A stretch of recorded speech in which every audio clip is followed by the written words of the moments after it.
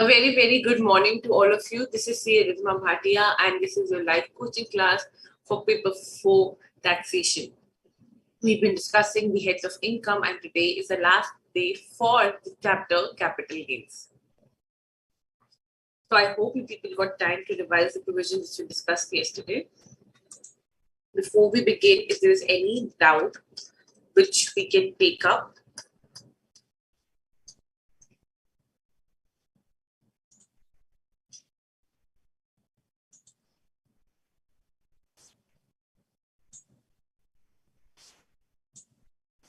see cap gain ko, if you see step by step, ask yourself that what could be the full value of consideration in this question, what could be the actual cost of acquisition in this question, what is the holding period, nature of the asset. Before proceeding, it would be easier for you to understand.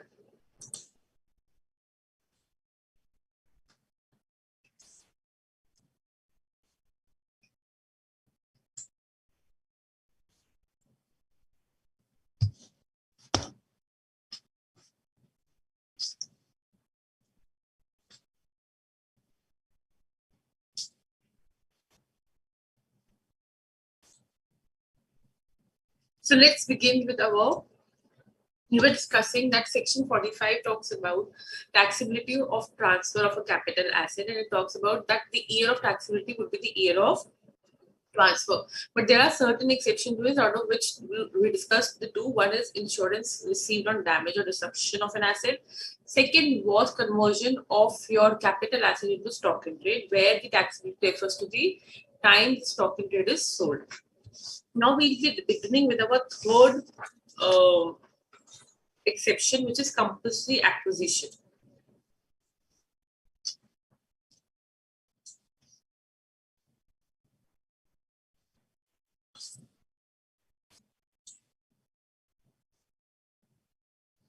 Compulsory acquisition. Now, students, क्या होता है? Many a time, the authority to construct roads, to construct any public infrastructure facility, they compulsory acquire your land. Compulsory acquire your land. You have no option but to give it to them. Only thing you can fight for is the compensation, whether that is appropriate or not. So compulsory acquisition, if you remember, is a type of transfer under section 2 clause 47. Is a type of transfer under section 2 clause 47. That means if there is a taxability in relation to compulsory acquisition. Now the point comes that, again, the same question, what would be the full value of consideration? What would be the, when is the transfer has happened? When is the taxability triggered? And the holding period. Cost of acquisition, so you may know. Now think yourself of a person whose building is compulsory acquired. Your full value of consideration would be you are receiving the consideration, you would be receiving the compensation. You would be receiving the compensation.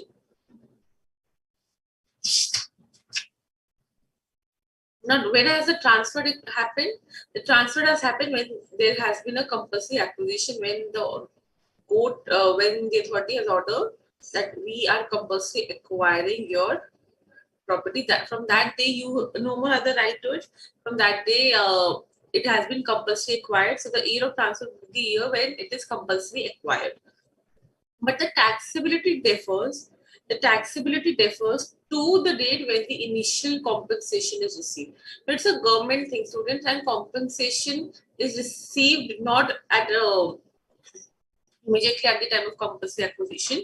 It takes time. It takes time. So whenever the first compensation, whenever the initial compensation is received, that would be your year of taxability. That would be your year of taxability.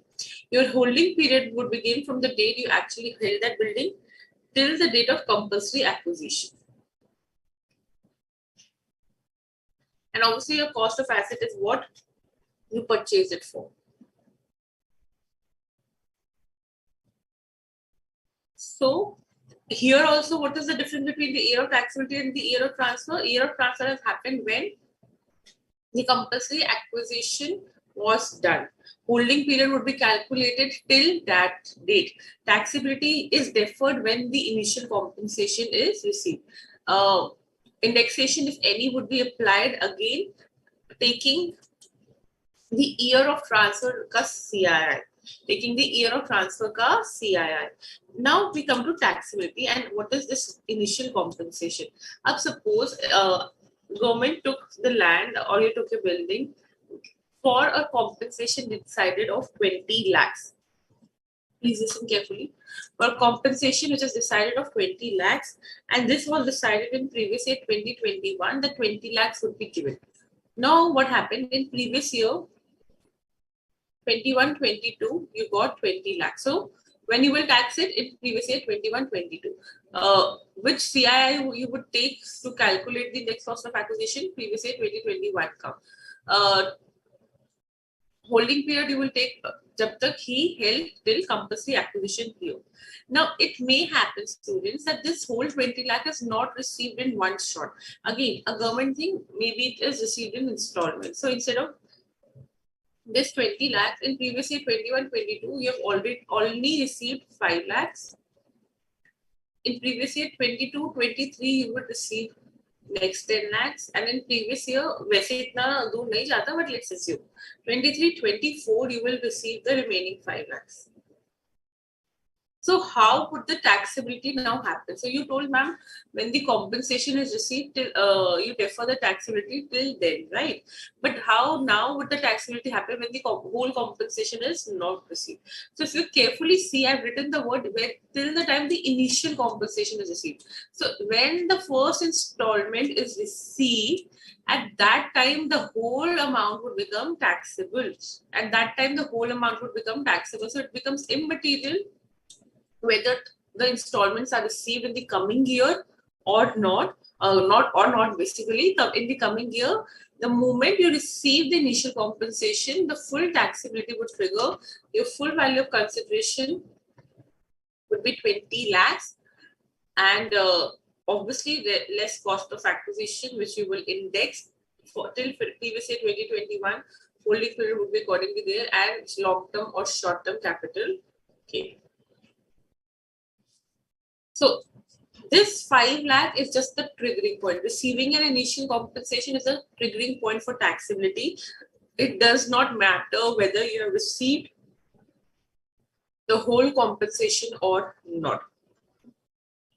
Clear? Second point, students, यहाँ पे क्या होता है? This happens a lot, that we as a people are, obviously the government does not give a true and fair sometimes value. So we go to the court. The court says, okay, on an interim order, suppose the compensation which was decided was 20 lakhs. I went to the court in previous year 21-22 itself. Basis the interim order, they had ordered a compensation of 27 lakhs. So now what happened? Government ने मेरा compensation कितना decide किया था previous year 2021 में? Decide किया था वास्ते. How much was decided? 20 lakhs by the government, right?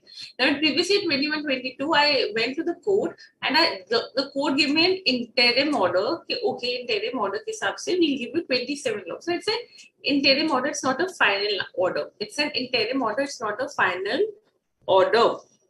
So just in case if I receive even one installment in previous year 21-22 of 5 lakhs, this is based on an interim order, but it is not a final order. So till the time of final order comes, there would be no impact of an interim order.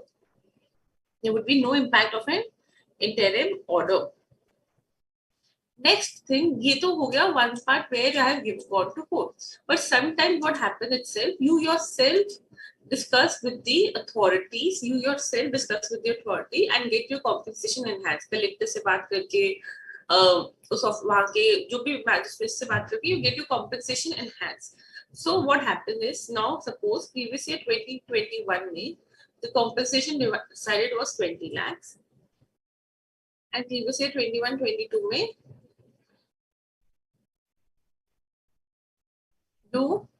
received 5 lakhs. ठीक है? You received 5 lakhs. Now what you will do, you will obviously tax full value of consideration, taking 20 lakhs, taking cost of acquisition, and then you will reduce it. Now what happened during this, while you were also discussing with the collector, okay, please give me an enhanced compensation, please enhance the value of the compensation. So finally he passed the order in 22-23 that the enhanced you will be given enhanced compensation of 7 lakhs more.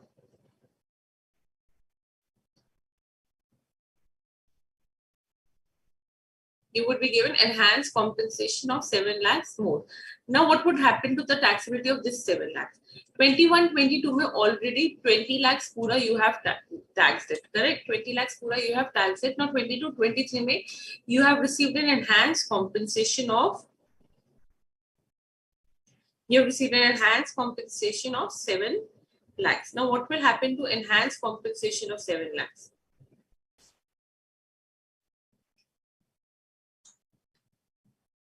Obviously, I will offer this to tax, correct? Now, this would again be my full value of consideration. First of all, this would be taxed in the year when it is received. Till the time it is not received, I will not tax it. The year in which it is received, I will tax the enhanced compensation. Secondly, how will I tax it? My full value of consideration would be 7 lakhs now for the enhanced compensation, correct? The full value of consideration would be 7 lakhs now. Minus cost of acquisition, but will I take any cost? No, because I have already taken the benefit of this cost of acquisition completely when I'm calculating capital gain on compulsory acquisition on original compensation. So suppose the cost of acquisition was 11 lakhs.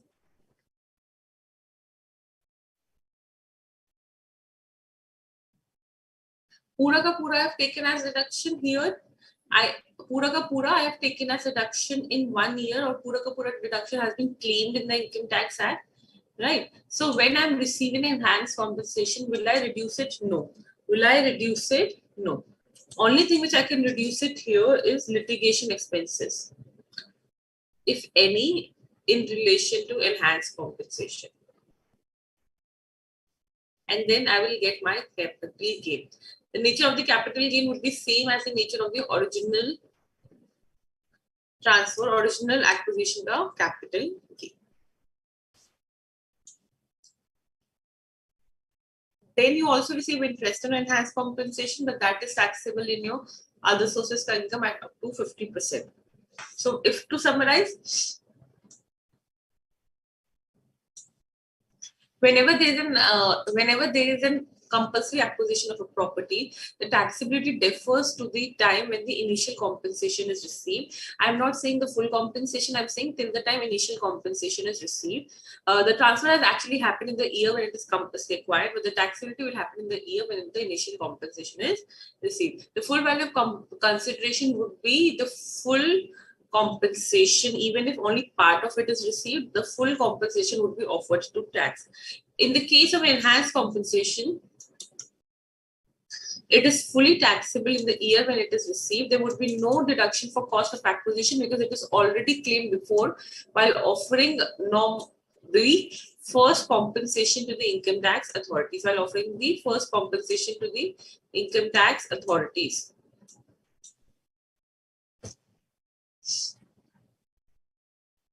Only deduction would be given for litigation expenses, and then I'll get capital gain. Any enhanced compensation based on interim order of the court would not be taxable until unless a final order for it is passed. That's it. And interest and enhanced compensation is a part of it, income from other sources, which is taxed.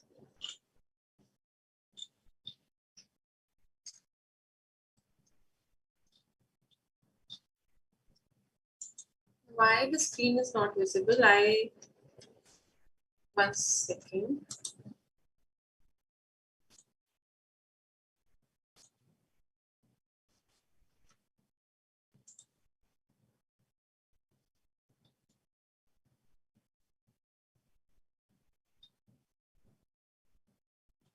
I am afraid why was it not visible?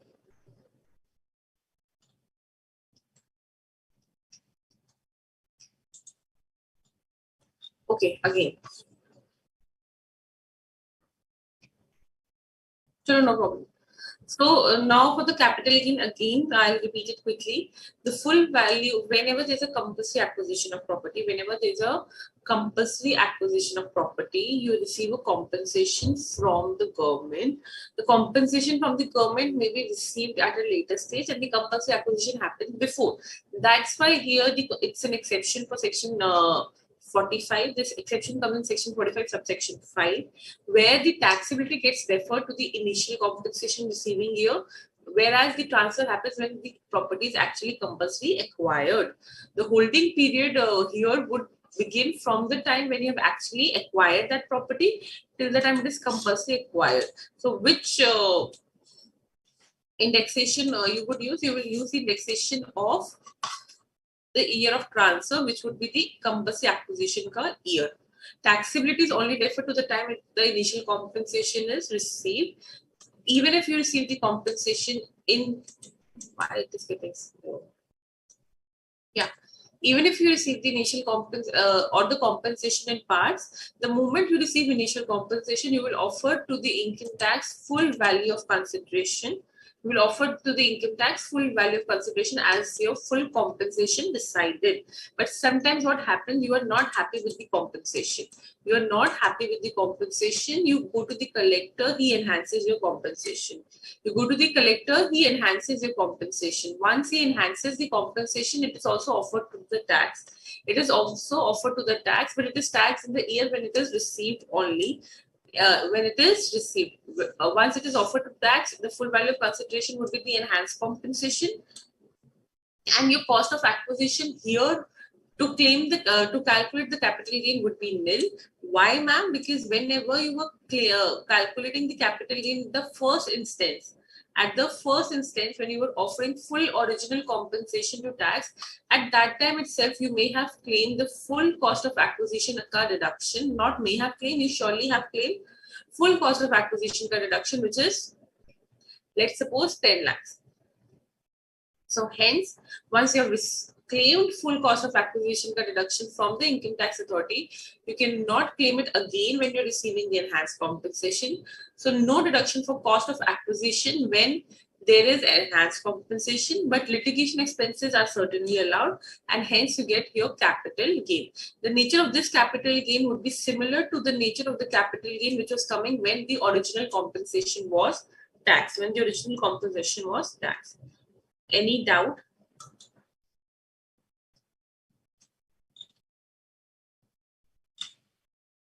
Sorry, I think only the PPT part was shared or the module part was shared. अभी clear हुआ? First of all, interim order I'm telling.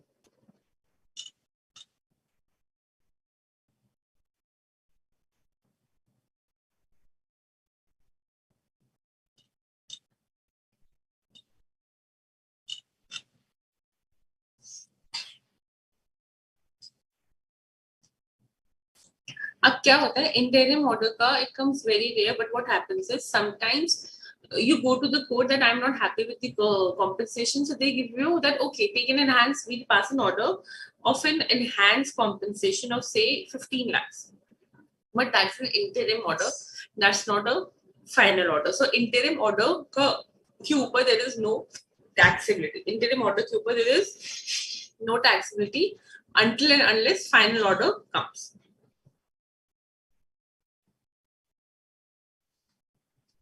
ठीक है? Any query in relation to this? Somesh, the nature of enhanced compensation would be in the same nature in which the original compensation was taxed. If the original compensation was having a long-term capital gain, then this would be long-term capital gain. If the original compensation had a short-term capital gain, it would be short-term.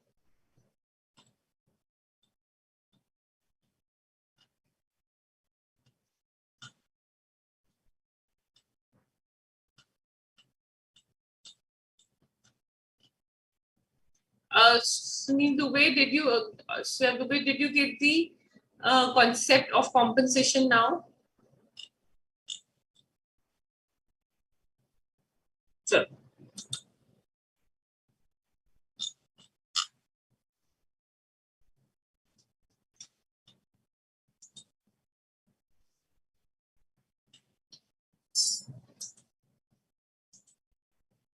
Now, a very important and a very interesting and a very new concept, again another exception to the general rule of the year of taxability, which is the year of transfer. So now let's discuss this. This I hope you will all like, but इसको समझने के लिए students, everyone should be on the screen. No ध्यान anywhere else. So please, everyone.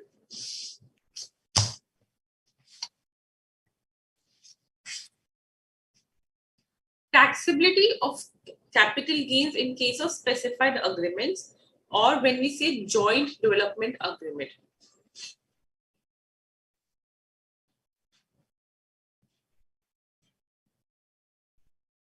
So I don't know how much is this concept relevant when we talk about flat systems in Mumbai or society systems in Mumbai, Bangalore and all. But it is very much relevant in North India, especially in Delhi and NCRs, where what happens is, please listen carefully. What happens here? I have a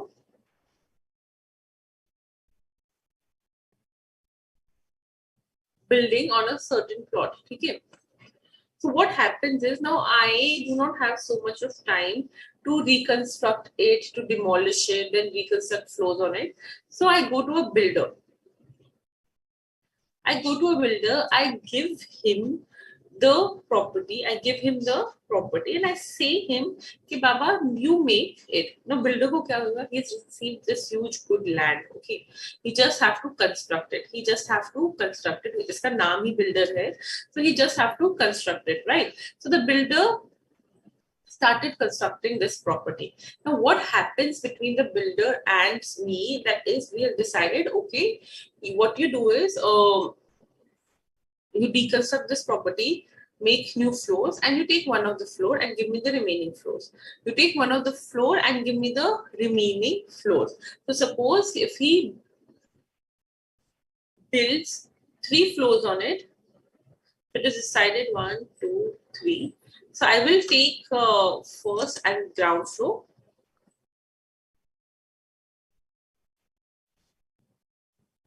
I will take this floor and this floor. Plus you give me 15 lakhs ka cash. And you take this floor. So this floor goes to builder. And this floor now is with me. The 2 floors after reconstruction. So once the builder does all the reconstruction, he will give me 2 floors and 15 lakhs in cash. 2 floors and 15 lakhs in cash. You will ask them why the builder would give. Baba, he's putting it only a certain amount to construct, right? He's putting it only certain amount to construct. In relation to that, he's getting this floor. Suppose he's constructing the whole property in a value of 1.5 crores, but this floor ka value itself, as per the market rates around, is 2.5 crores. So he's anyway in profit. Why would I give my floor to him? Because if I would have gone sorry, if I would have gone in reconstructing the whole thing and all those stuff, first I do not have so much of time reconstruct it, arrange everything, because when a building goes into construction, a lot of things have to be taken care of. We have to coordinate with the electricity department, you have to coordinate with the water department, you have to coordinate with the municipal department, you have to coordinate with the laborers, lift, raw materials, all of this. So it's not an easy task to do. So that's why it's given to a builder. And he gives you full furnished, newly built floors, newly built house with all the facilities intact, and you just give him 1 floor return. So what has happened now? The point is, if you've got this concept, you yourself will see, you will get the answer to the questions. What has happened now? मैंने अपना land या building दोनों दे दिया उसको. I've given my land and building to the builder. In return, I will receive what? I will receive 2 floors plus 15 lakhs cash. 2 floors plus 15 lakhs cash. So now let's discuss the taxability over it. Asset kiska hai? Mera. Is it the asset of builder? No, the capital asset we're talking here is the land and building which was there before destruction or before reconstruction, whatever the land and building was there. Correct? So that is the capital asset. First, I have to identify that. So if I'm an individual NHF, this is only for individual HUF.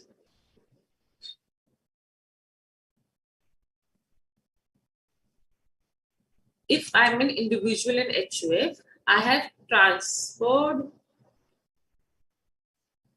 this to the builder. So there has been now a capital gain. Capital gain kya hua?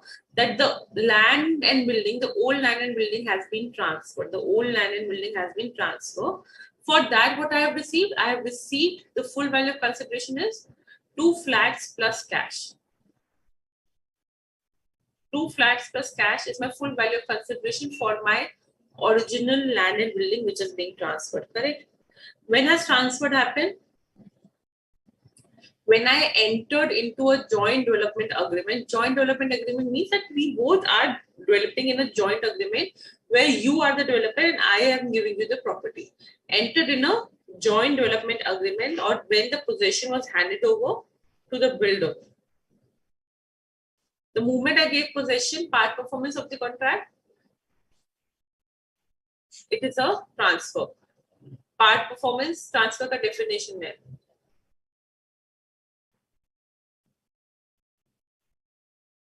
Now, this is when the transfer has happened. Now, when would be the taxability trigger?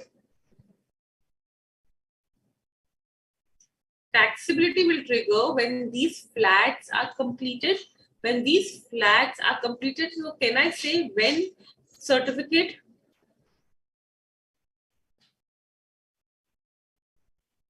of completion is issued by the competent authority? So in the year when certificate of completion is issued by the competent authority, would be my year of taxability.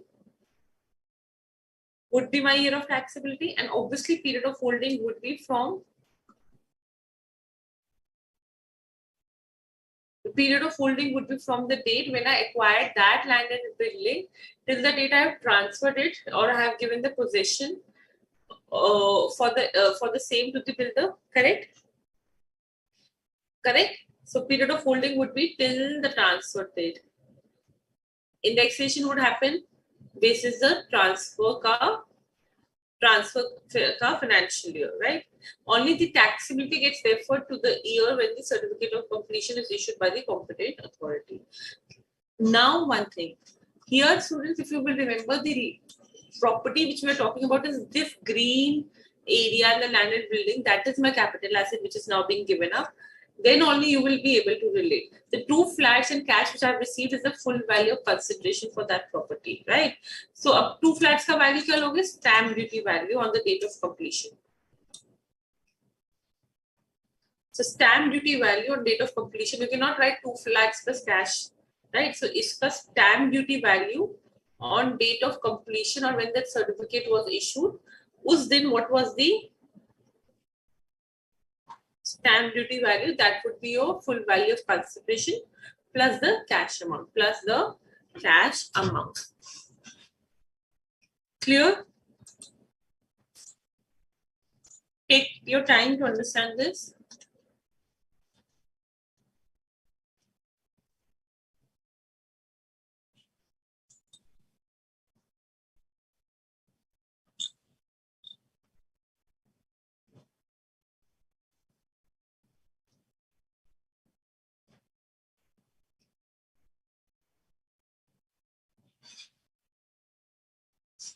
Consideration Rohini कभी internet model से मिलेगा ही नहीं. Neeraj, I'll look into it which lectures have not been uploaded. I believe I was going through some last week and all these lectures were available, but let me check with the team.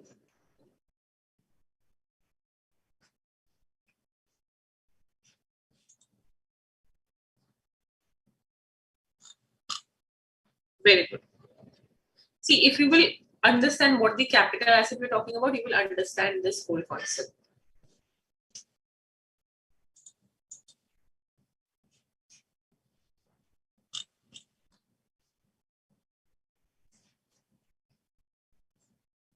Pooja, cost of acquisition, आपने जब ये green वाला original property, original building, original land when you had acquired, that would be your cost of acquisition. Now, here, this original land and building is getting transferred. Here, the original land and building is getting transferred. So, usko jab acquire kiya hoga, that would be the cost of acquisition. Aur usko kis price pe acquire kiya hoga, that would be the cost of acquisition. I told you full value of consideration would be the 2 flats which you receive plus the cash. But 2 flats का value क्या लोगे? The stamp duty value on the date of issue of completion certificate. Okay, Ria?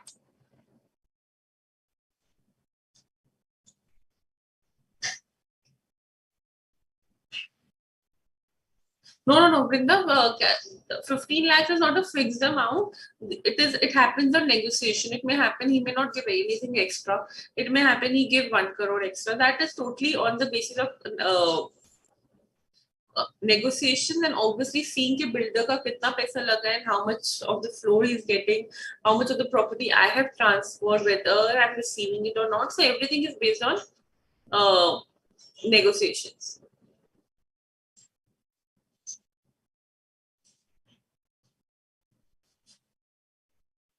Transfer happen when you give the possession to the builder to build the flat. Third floor is builder का. Third floor क्या हुआ? Third floor किसको मिला? Builder को. So for him, builder के लिए, this is the compensation which he has received for building the floor. इसका value would be his PGBP income. So third floor का value would be builder का PGBP income.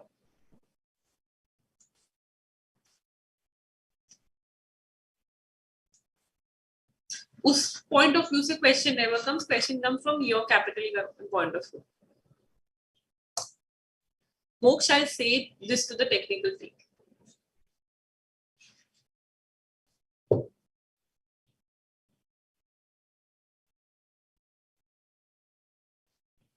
ठीक है?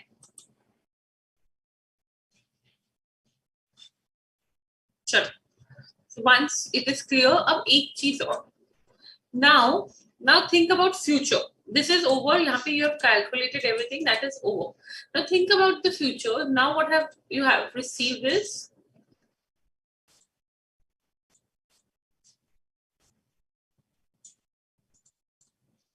अब क्या हुआ? वो green वाला land building तो चला गया. Now as an SSC, you have these 2 floors, right? Correct. You have these 2 floors now. Everything is over. Iska capital gain is taxed for the asset which was sold and everything is done. Now what do you have in hand? You have those 2 floors, right? So kal ko when you will sell these 2 floors, what will happen? This is different from the concept of taxability, but now you have to understand that now you have 2 assets in hand, which is now these 2 floors. So when I will sell these 2 floors, whenever I will sell, I will receive some full value of consideration. I will receive the full value of consideration less cost of acquisition. Now, what would be the cost of acquisition of these 2 floors? The cost of acquisition is what? Is the stamp duty value on date of issue. Again, nothing to ratify. Why, ma'am, cost of acquisition would be the stamp duty value? Because when I have already paid tax on the stamp duty value when I was receiving these 2 assets, I was receiving these 2 floors, I've already paid tax on it. The stamp duty value, I have already paid tax on it. Now I am rightfully allowed to claim that stamp duty value. I'm rightfully allowed to claim that stamp duty value as my deduction of cost of acquisition whenever I will be selling those floors in future. And period of holding for these floors will start from the date of completion certificate till the date I actually sell them. Okay, so this is for the 2 other assets. This is for the 2 floors once you receive them.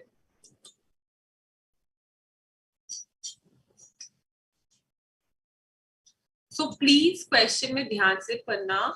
What is the asset being sold? What is the asset being sold? And what is the asset being sold, what is the consideration is being received to it, what is the cost of acquisition. Please be very, very, very attentive while doing this question, these questions, especially when it comes to MCQs. Okay, Namrata? Sure.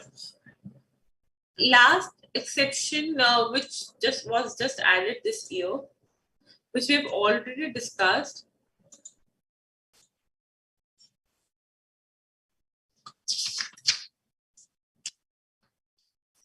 is section 45(1)(b).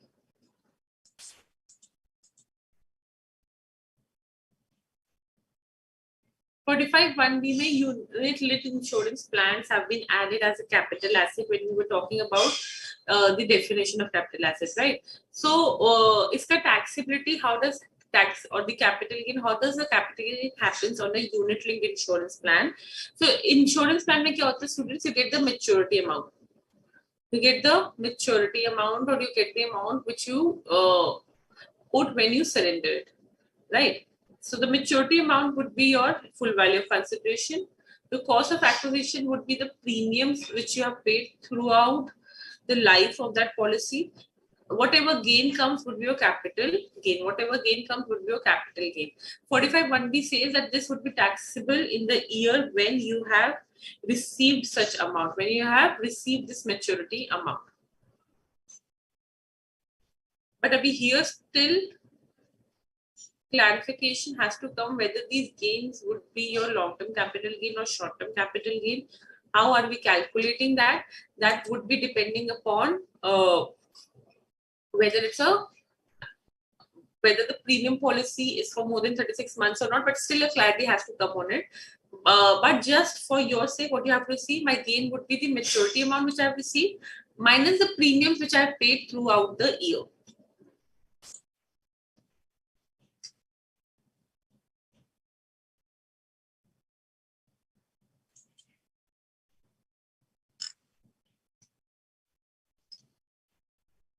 Okay, this is just a very general part. Now I had give you homework for section 50C.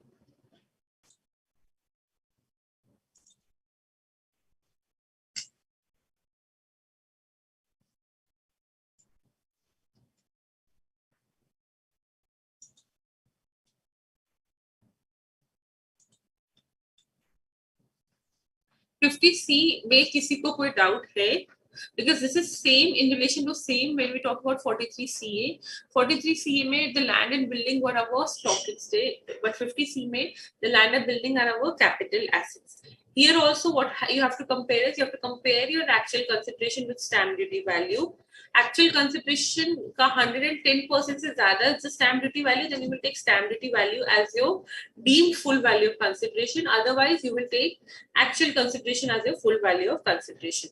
But which stamp duty value has to be taken or that has to be decided based whether you have received certain amount on or before the date of agreement by specified modes. By specified mode. If yes, then you will take date of agreement the stamp duty value. Otherwise, you will take the date of registration the stamp duty value. But here the fourth concept is something which is new for you. We'll discuss that.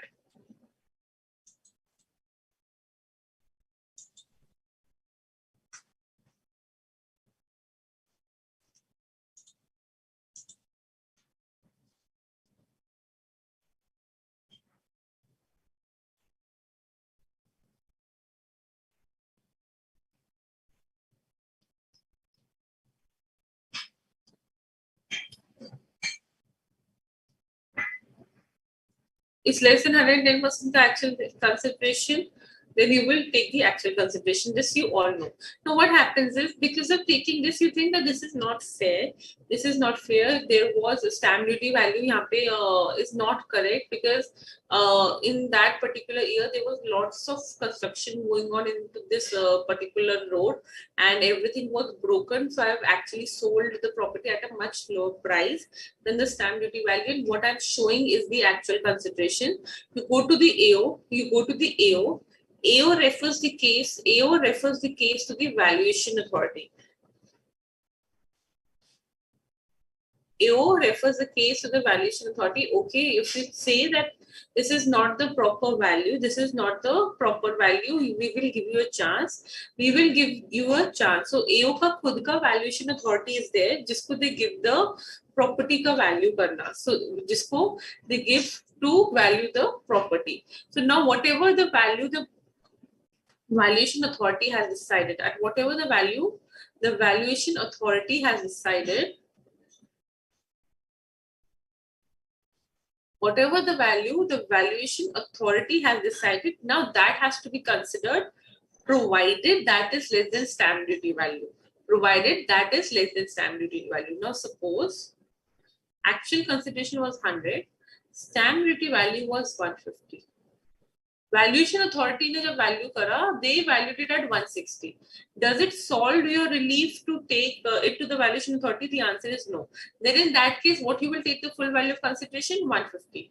But now what has happened? Suppose actual consideration was 100, stamp duty value is 150, but valuation authority ने 130 decide किया. I told you the moment this crosses 110%, the difference is more than 10%, then you have to take the stamp duty value as your full value of consideration, right? But now what has happened is, this is more than 10%, but since the valuation authority ka value is less than stamp duty value, you will take this as your full value of consideration. So if it is higher, ignore it. If it is less, take it. It is higher means it means valuation authority ka value.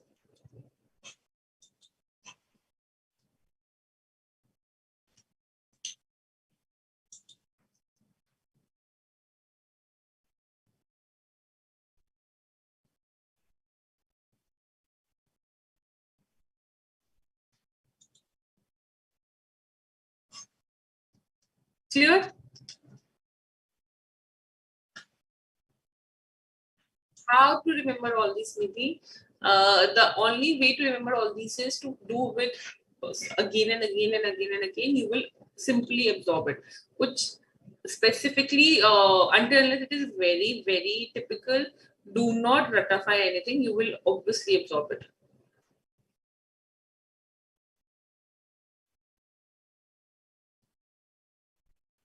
Brinda says in case of fire insurance, we cannot receive claim more than the policy amount.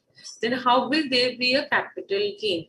Yeah, you cannot claim more than the policy amount, but the value, the index cost of acquisition maybe for that particular asset may not be crossing your policy ka claim. So that's why you can get a capital gain.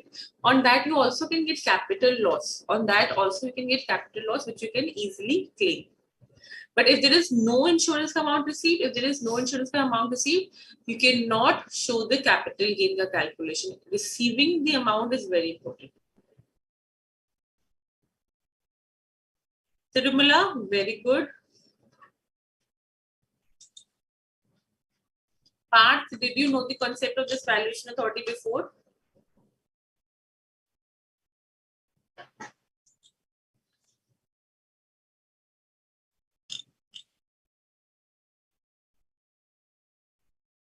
The summary is very well. Summary you can take for revision, but when you're doing it for the first time, please read word by word for the chapter. Please try reading it. It will give you you may think that it is getting confused, but somewhere or the other, at some point or the other, you will be able to relate it. Acha, that's why it was written there. So please, at least for the first time, read and solve each question.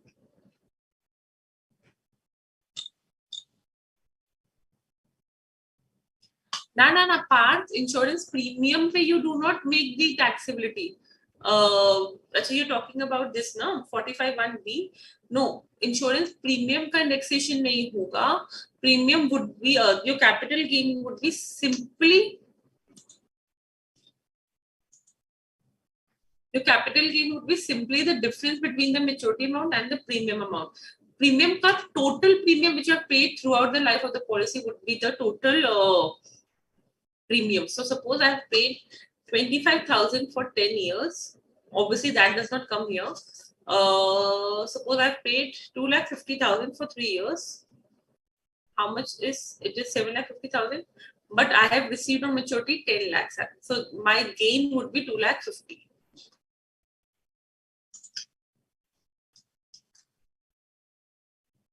Nidhi, give me time. I'll definitely do it. The classes are back to back. Just give me some time.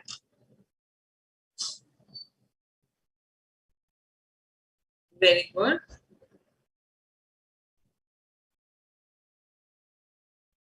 If you remember the section number, mention it. If you do not remember the section number, do not mention it. Do not quote a wrong section number. Then write as per the provisions of income tax.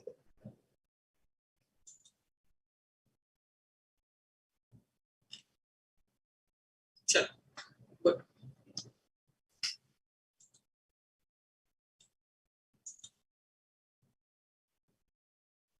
Next, we move to the concept of slum sale. No, 50C. It's a 1 second. 50CA. Fair market value deemed to be the full value of consideration in case of transfer of unlisted shares in certain cases. Now, unlisted shares के case में क्या होता है? There becomes very less scope of regularization. You do not know how to regulate that. So, government has said that the income tax authority has said that whatever would be the fair market value of such shares, that would be your full value of consideration. That would be your full value of consideration. Again, not very important concept, but again, anything can come.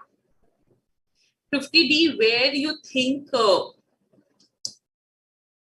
consideration is not ascertainable, wherever you think the consideration is not ascertainable, then you will take the full value, the fair market value as a full value of consideration on the date of transfer. So whatever the fair market value of that asset is there on the date of transfer, that would be a full value of consideration.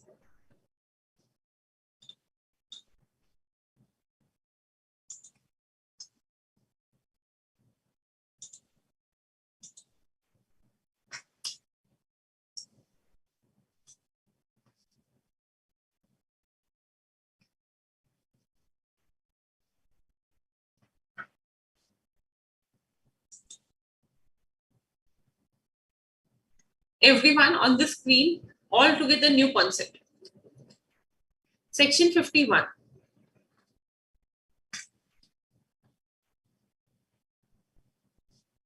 Section 51 क्या है students? Section 51 talks about forfeiture of money. Forfeiture of money. This generally happens when we talk about land and building. Now what happens, students? You go, A person and B person met. Okay? A person and B person met. A person is selling the property. B person is purchasing the property.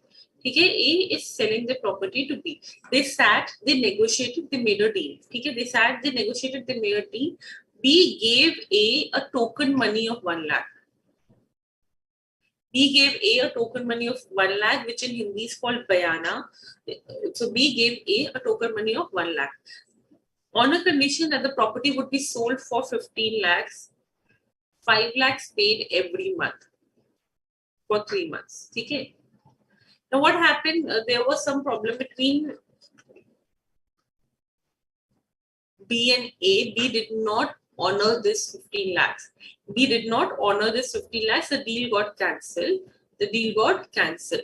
Now, whatever this A, what about this 1 lakh? What about this 1 lakh which A had already received? Which A had already received from this deal. A forfeited that amount because as per the understandings between the parties, they give it, but sometimes it is said that they will forfeit the amount. If you do not honor your commitment, this amount would be forfeited. Now the point is, what would happen to the taxability of this amount? What would happen to the taxability of this amount? First of all, did you get the concept that what we are understanding?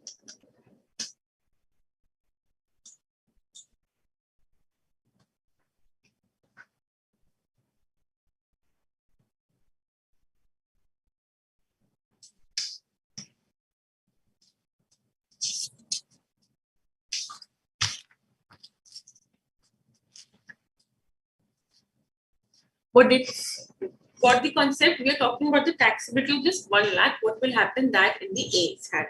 Now, there are two things which can happen. You have to see when the amount was forfeited. when the amount was forfeited. If the amount was forfeited before 1st April 2014, what would be the treatment? If the amount has forfeited after 1st April 2014, what would be the treatment? So if the amount is forfeited after 1st April 2014, then it is very simple. Whatever is the amount forfeited, that would become my income from other sources. What are the amount is forfeited, that would be my income from other sources, provided that has happened after 1st April 2014. Simple. Just साल मैं forfeited, I have to offer it to tax as my income from other sources because capital gain तो हुआ नहीं, transfer तो हुआ नहीं. So it cannot be my capital gain का income, it cannot be my PGBP income, it will go in my income from other sources. Ma'am, what if we have forfeited this amount before 1st April 2014?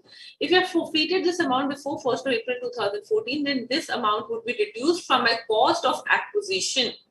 The amount would be reduced from my cost of acquisition, and then I will apply indexation. So you will ask, ma'am, 2014 when it got forfeited, we are here in 2022. How is it relevant to us? The amount which was forfeited back in 2014, how is it impacting to us right now? Why are we studying it? The answer is this feature is reduced from what amount? The cost of acquisition.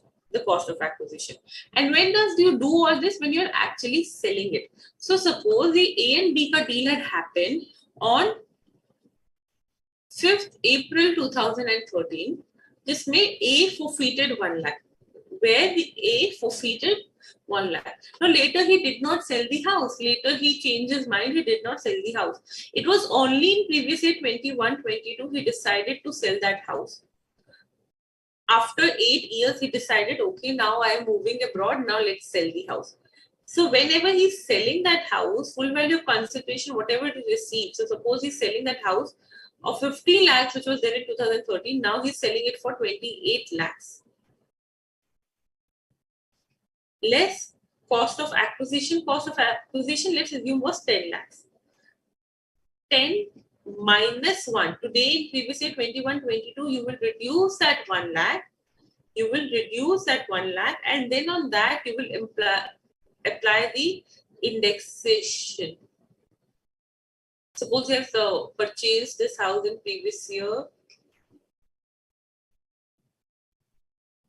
2011. So then today you will reduce it from your cost of acquisition. So government obviously realized that unnecessary forfeiture amount is getting deferred till the time the property is sold. That's why from 1st April 2014, forfeiture amount they started getting making it taxable in the year when it is actually forfeited. But what about the amounts which have been forfeited before 1st April 2014? They would be reduced from the cost of acquisition whenever the sale happens. That's why even if you are talking about the year 2021, 2022, any forfeiture which had happened before 1st April 2014 would be relevant to you if the sale of that property happens today. Now, what if the forfeiture has happened in after 1st April 2014?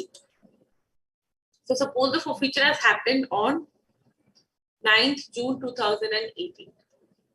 So 1 lakh you would have offered to tax in the year 1890. Right. Now, suppose you're selling the property today. So you will not do anything. You will simply take full value of consideration as 28 lakhs.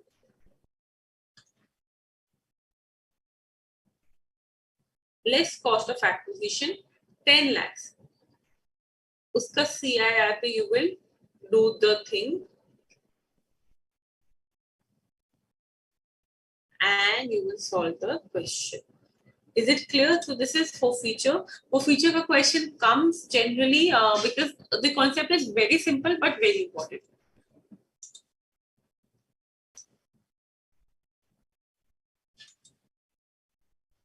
The person who has deposited the forfeiture, he cannot claim the reduction.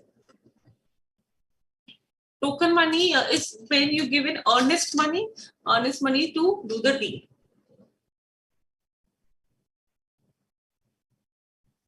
Janapati Nanda Gopal, I will obviously do that. We'll come to that.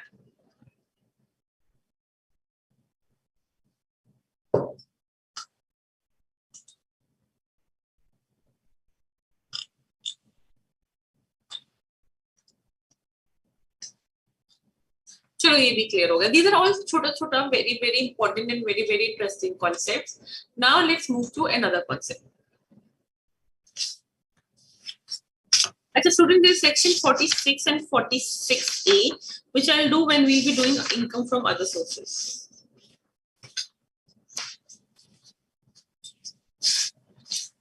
Which is tomorrow.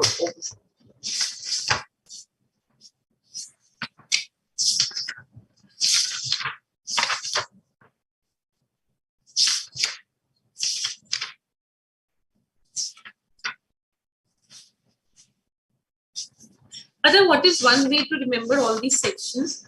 Write all these sections on one page, stick it anywhere on any mirror, on any ball which you see every day, and just by passing through, give a look to it for 30 seconds, 1 minute, 2 minutes. I think that is something which is not very tough. You will gauge it, you will remember it again, then you will see it again, you will remember it again, you will see it again, you will remember it again. That's how you will be easily, I'll not say 100%, but that's how it will easily sit in your memory.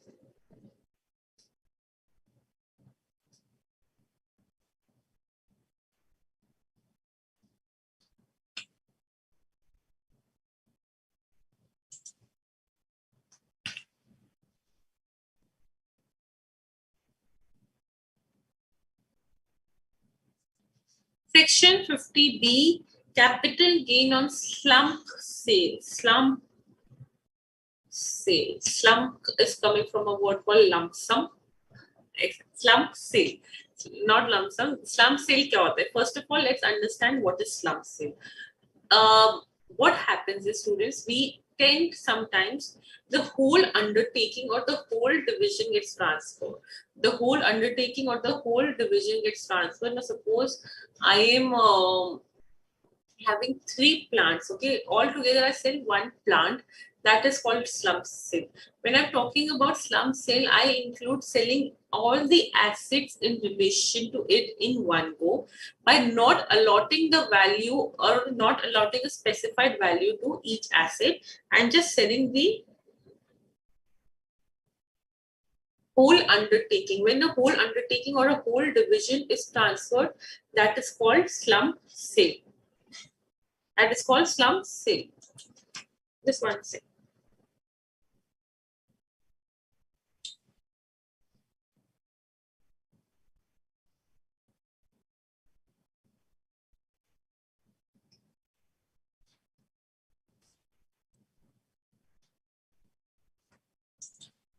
So when whole undertaking is transferred without specifically allotting or assigning any particular value per asset, that is called slump sale. So suppose the whole undertaking is decided to be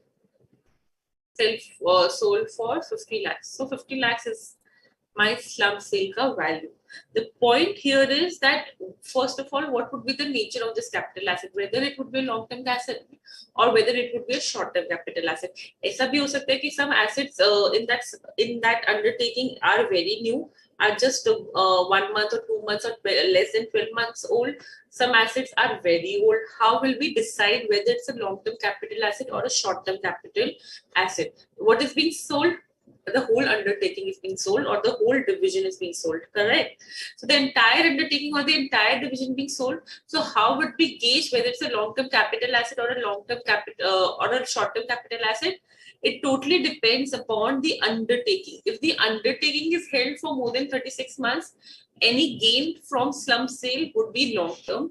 If the undertaking is held for less than 36 months, it would be short-term. It would be short-term. Again, undertaking if for a Longer period, undertaking is for 36 months or more than 36 months, it would be long term.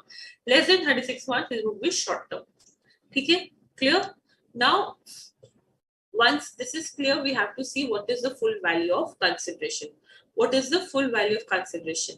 Full value of consideration is what we have received for that slump sale, which is 50 lakhs, but it should be, this is an amendment, not applicable in detail to you, but it should be the fair market value. It should be the fair market value as per Rule 11 UAE. Fair market value as per Rule 11 UAE would be my full value of consideration. The fair market value as per this rule would be my full value of consideration. Fair market value of what? Fair market value of all the assets. Fair market value of all the assets in that undertaking. Less transfer expenses.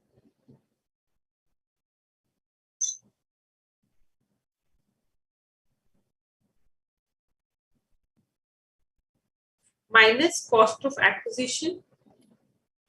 Minus cost of acquisition would be my capital gain. Would be my capital gain.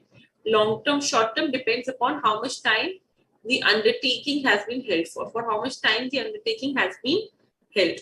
Now, full value of consideration, so I told you, you would be given that FMV as per Rule 11 UAE of the asset is this. That would be a full value of consideration.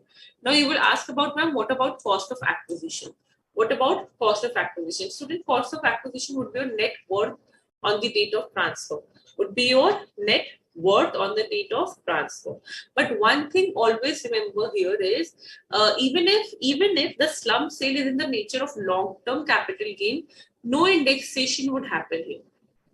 No indexation would be happening. Don't worry, we'll do a question where we understand it better. So cost of acquisition of this undertaking, we're not talking about any particular asset. Take a big picture in your mind. We're talking about an undertaking. Whole undertaking is sold. Uska full value of consideration would be fair market value, number one.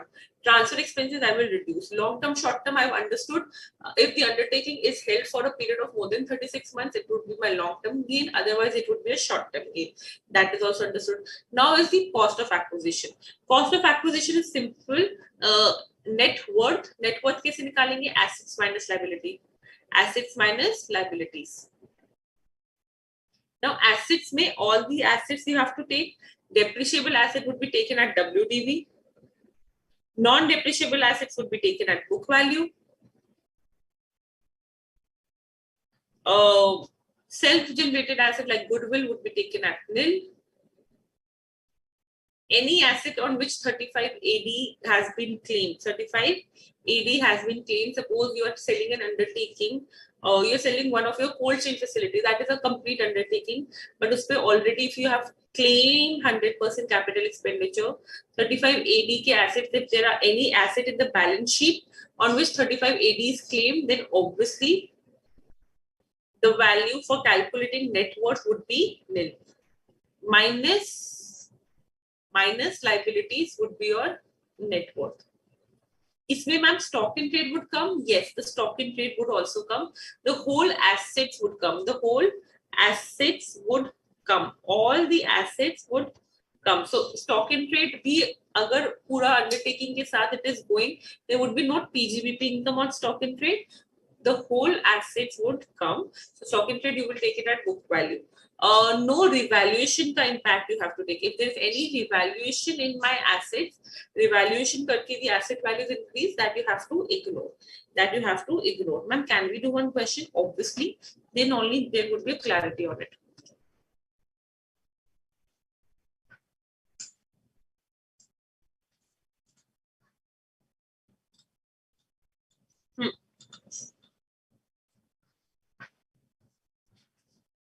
Mr. A is a proprietor of Akash Enterprising having 2 units. He transferred on 1st April 2021 his unit 1 by way of slump sale. Question made would be written carefully. What has happened? What is the slump value? Okay. there has been a slump sale. The moment there is a slump sale, you will apply section 50B. Total consideration of which is 25 lakhs. The fair market value of the unit as on 1st April 2021 is 30 lakhs. So what would be your full value of consideration? 25 lakhs or 30 lakhs? 30 lakhs. Why? Because fair market value has to be taken as full value of consideration. Unit 1 was started in the year 2005 and 6 when it is sold in 2021. That means the Unit 1 transfer is a long-term capital gain. Why? Because Unit 1 is a long-term capital asset. Expenses incurred on transfer were 28,000. So 30 lakhs minus 28,000, 29 lakhs 72,000 is my net consideration. Correct? Now we have to calculate cost of acquisition. Cost of acquisition, I'll pick Unit 1 K value. Now, Unit 1 K value, when I start picking, building here, there is a revaluation reserve for unit of building 1. Then revaluation reserve is created by upwarding the building. There is no individual value of asset is considered in transfer deed. Other assets of Unit 1 includes patent on which no depreciation has been charged. Very interesting. Chalo, let's begin. First, we'll take building.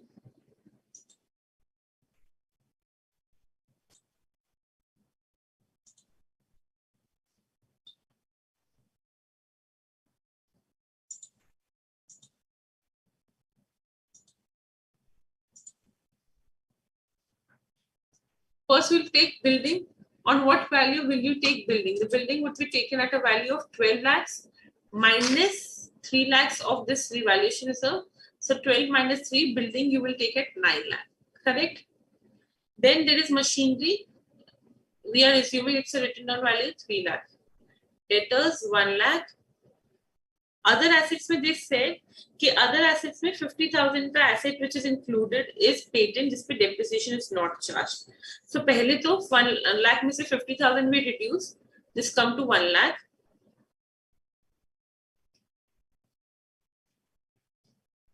अब now 50,000 we need to charge depreciation. 50,000 was acquired on 1st July 2019. 1st July 2019. Rate of depreciation 25% for 1920. Then 25% for 2020-2021. You will get your patent ka depreciated value at 28,125.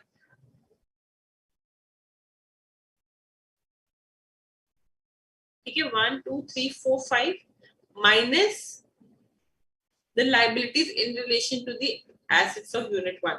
First of all, let's take this. This is 4, 12, 13, 14, 14, 28.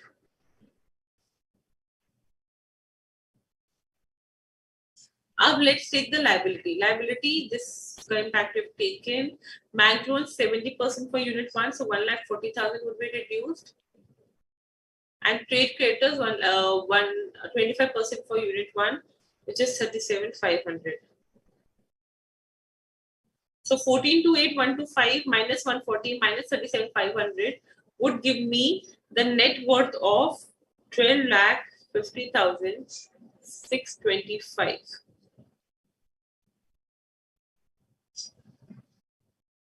So this 12,50,625 would be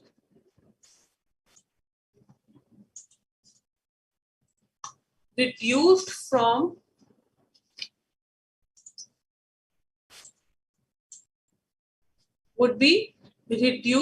my full value of consideration after transfer expenses, and this would be my long-term capital gain. Clear? Only this would come in your total body of question. Otherwise, all the things will go in your working notes. Please, working notes, banana. What is asked would only be the part of your main answer. Otherwise, everything would be part of your working notes.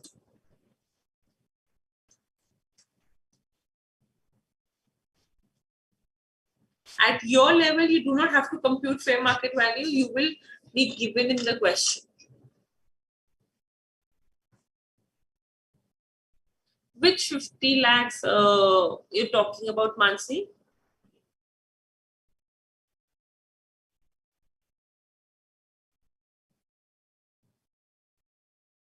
Very good, Sankusha. Baba, I'm coming on the things जो कर रहे हैं पहले उस पे focus करें please.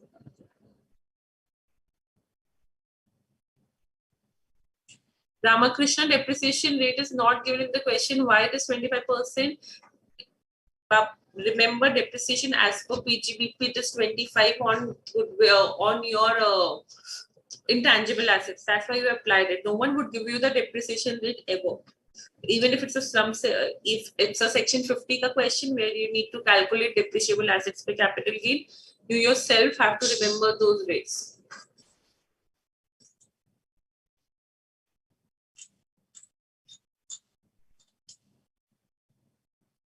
Pooja, because unit 1 का slump sale हुआ है तो उसी पे you will calculate the gain which has been transferred. That is only the part on which I will calculate the gain.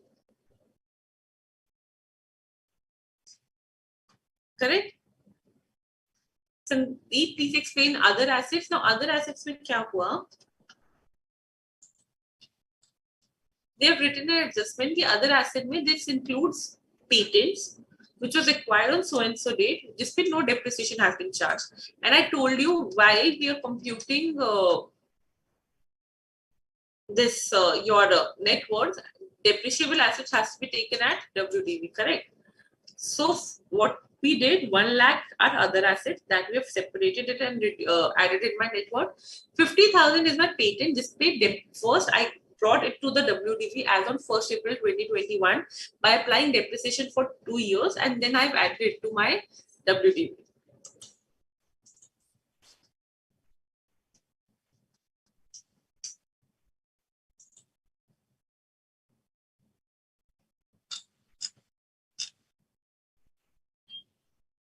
Good. Okay, Mansi. Why unit 2 values are given? To confuse you, to make you understand that what has to be taken up or not.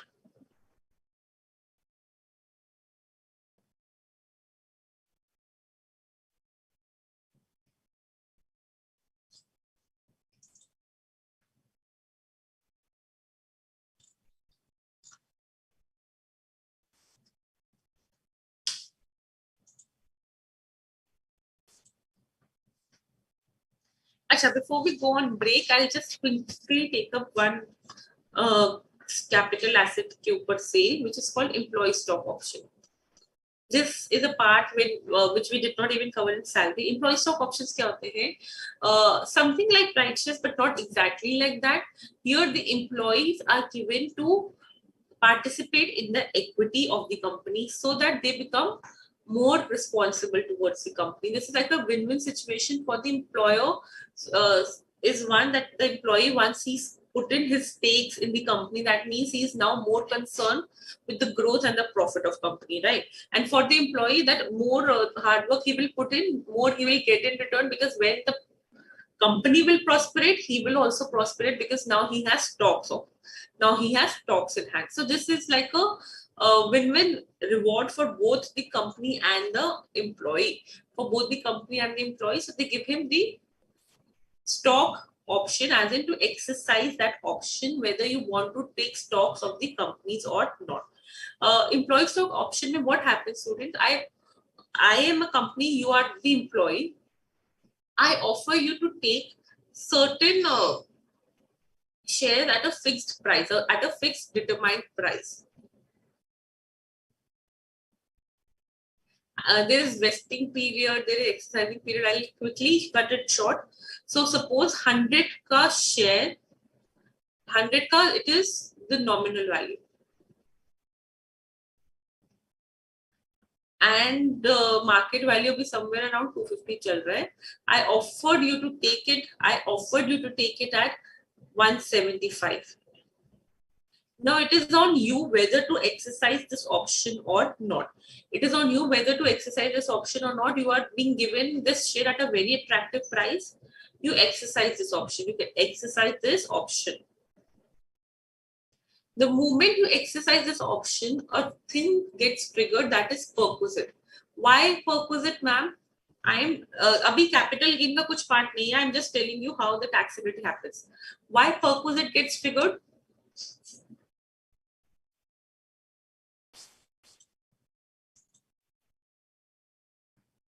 because you have received a benefit. Remember, employee को employer से any benefit is received, that is your perquisite.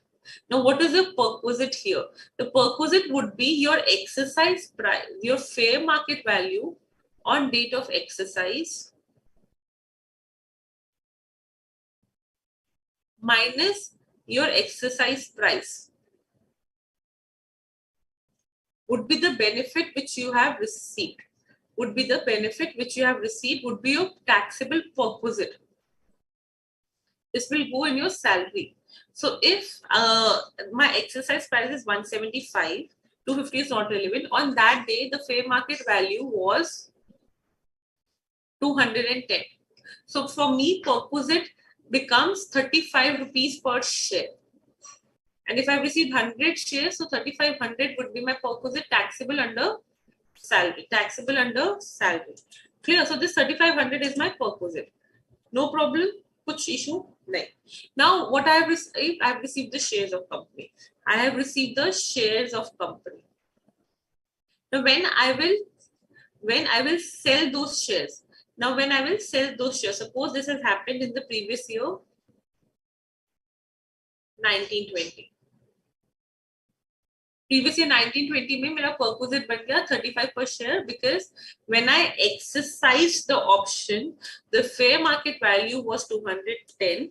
It does not matter what was the fair market value when the option was given to me. No. On the date of exercise, whatever is the fair market value, the difference between them would be my perquisite. The difference between them would be my perquisite. Now I have received shares and now I've been holding those shares for a good period of time. So I thought that I will sell those shares in open market. I will sell those shares in open market, and I'm selling these shares at a price of 400 per share. But I am stuck between the cost of acquisition. Baba, मेरे लिए cost of acquisition क्या है? Is it 175 or is it 210 or is it 35? What is the cost of acquisition for me for those shares which I'm now selling in open market, the shares which I received as stock option?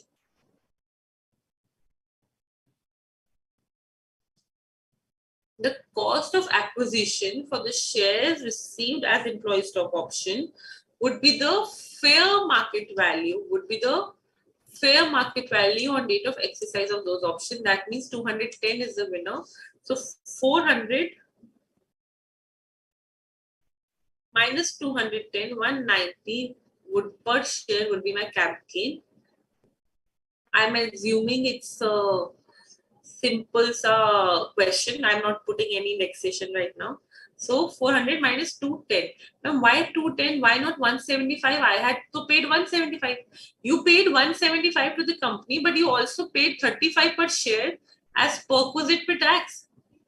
So 175 plus 35, that's why 210 becomes your total. 210 becomes your total acquisition cost, because in a way on this 210 you have given a tax. How? Or in this 210 you have actually borne the value by giving 175 to the company and 35 as a taxability perquisite and giving tax on it. That's why 210 would be, or the fair market value at the date of exercise would be your cost of acquisition of those shares which are acquired through employee stock option. This is again in section 49, because section 49 there were certain things which we have discussed today, like cost of acquisition of the two flats which you received in JDA. All of this, now when you will read it, section 49 again, you will relate it to it more.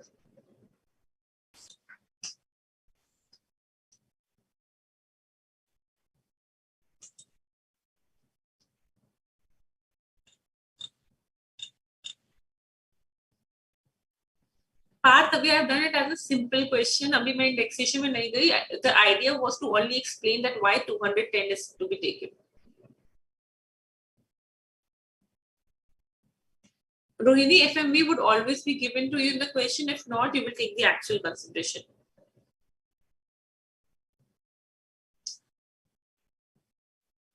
Kanishk, in the question, the debtors are for 1 lakh, तो मैं 1,50,000 कैसे ले लूं? 1,50,000 कैसे ले लूं? Other assets have been considered, dividing them into two parts. 1,00,000 for other assets and 50,000 patent, depreciated and then considered.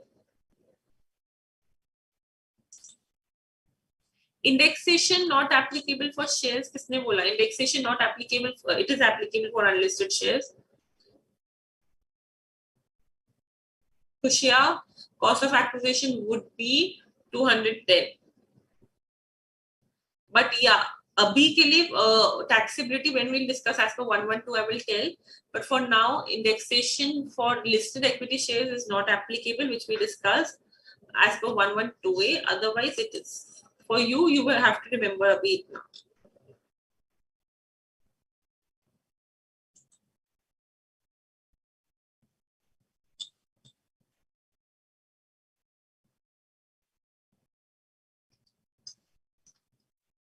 $190 would be the taxable capital gain income when I will sell those shares which I have received as stock option. Stock option, my students, the taxability triggers in two parts. One is the perquisite, which happens when you actually exercise that shares because you have received a benefit. And what is the benefit? Receiving that share at a lower than market price, right? So perquisite happens as a taxability when you receive that employee stock option. Then when in future you will sell that employee stock option, when in future you will sell that shares, then you have to take the cost of acquisition as your fair market value. Then you have to take the cost of acquisition as your fair market value.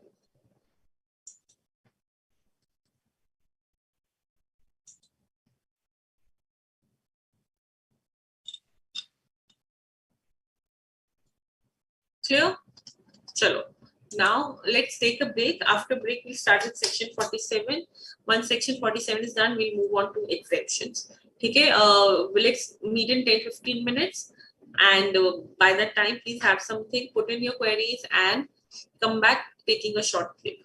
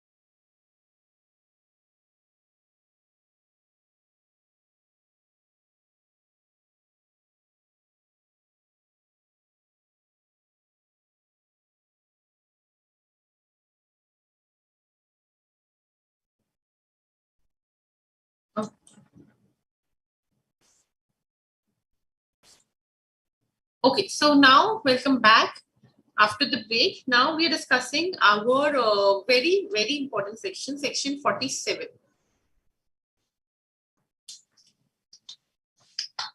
Section 47, students, see section 2 clause 47 taught us about what are the transfers, right? Section 47 talks about the transactions which will not be considered as transfer. Transactions which will not be considered as transfer.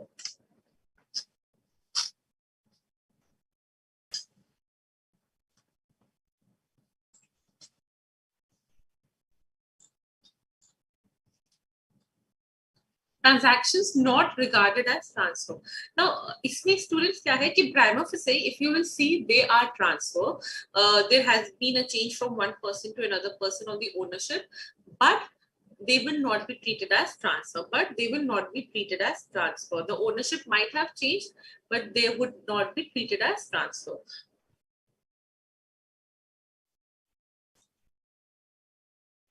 First, we begin with simple, which we have discussed also a few times, is gift or will. So if any person transfers in any asset under a gift or a will, to another person,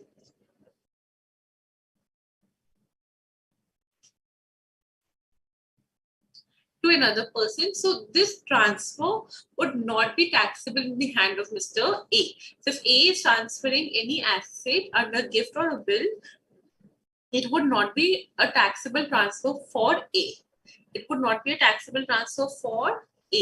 Similarly, for B, the cost of acquisition of this asset which he will be receiving under as gift would be, as per section 49, would be the cost to the previous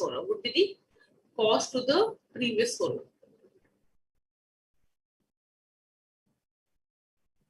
Now, when B would actually be selling this asset, or when B would actually be transferring this asset, except through those transactions which are mentioned in section 47, then B will be charged to capital gain, and for him or for her, the cost of acquisition would be the cost of the previous owner, which we have already discussed. Correct?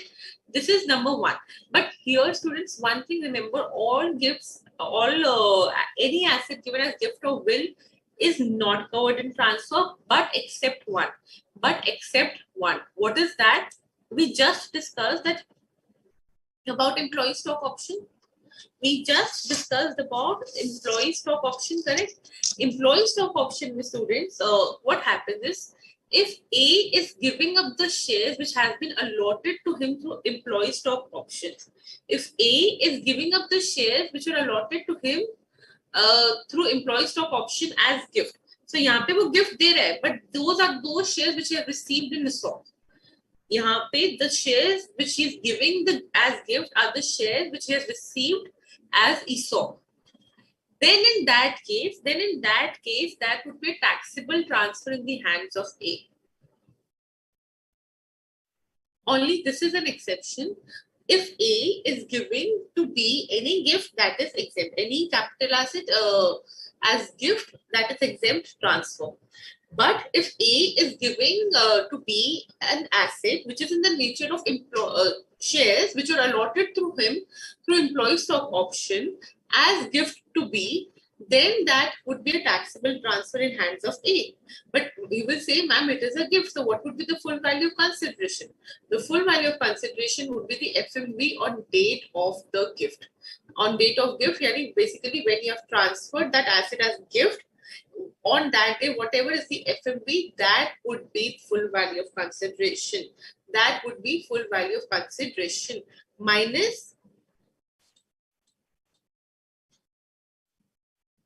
Minus cost of asset, which would be again FMV on date of exercise, which we just did before the break.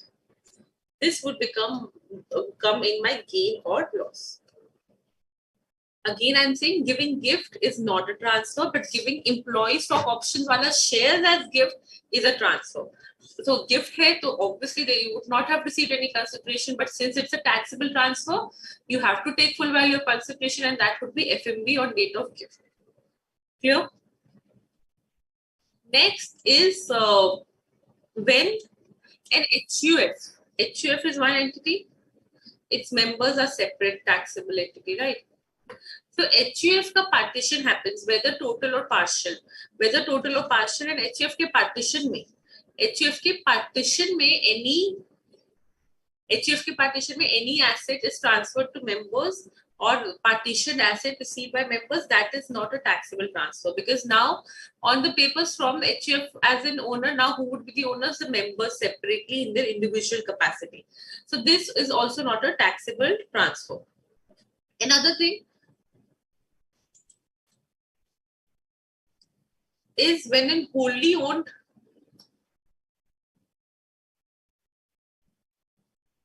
subsidiary company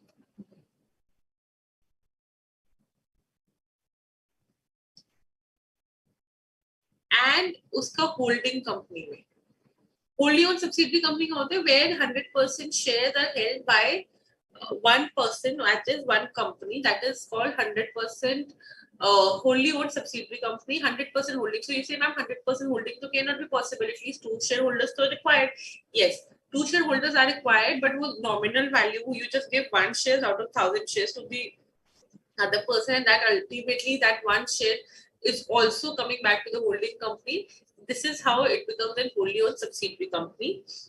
So whenever any asset is being transferred from a holding company to its wholly owned subsidiary company or vice versa, in both the cases it would not be a transfer. It would not be a taxable transfer. It would not be a taxable transfer. It would be an exempt transfer. Nothing would be taxed between these two companies, provided the transferring company should be an Indian company. जिस company को asset मिल रहा है, the company which is receiving the asset should be an Indian company. In all the cases which we discussed, the cost of the asset for the person receiving it would be the cost to the previous owner. Clear? Yes. उसके अलावा, if we talk about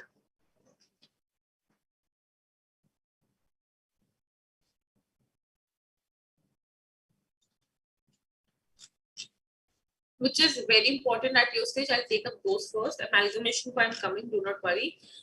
Redemption of sovereign gold bonds. Sovereign gold bonds is a capital asset, right?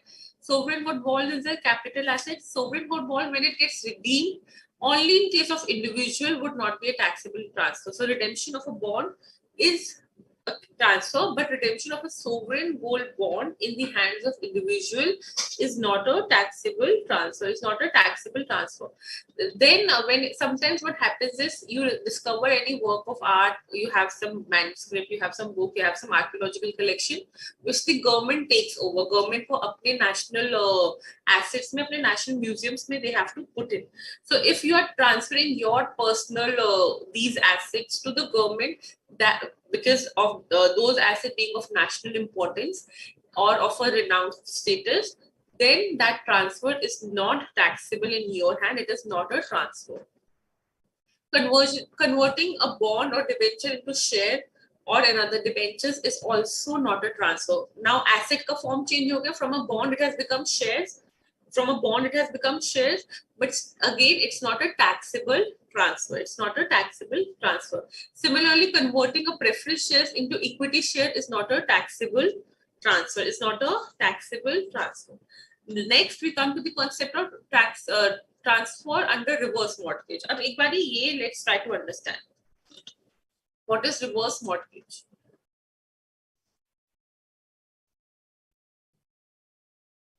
Students, section 47 को देख के do not get confused. It's just a very simple section which tells about अभी तो nothing has been covered here in relation to what comes in final.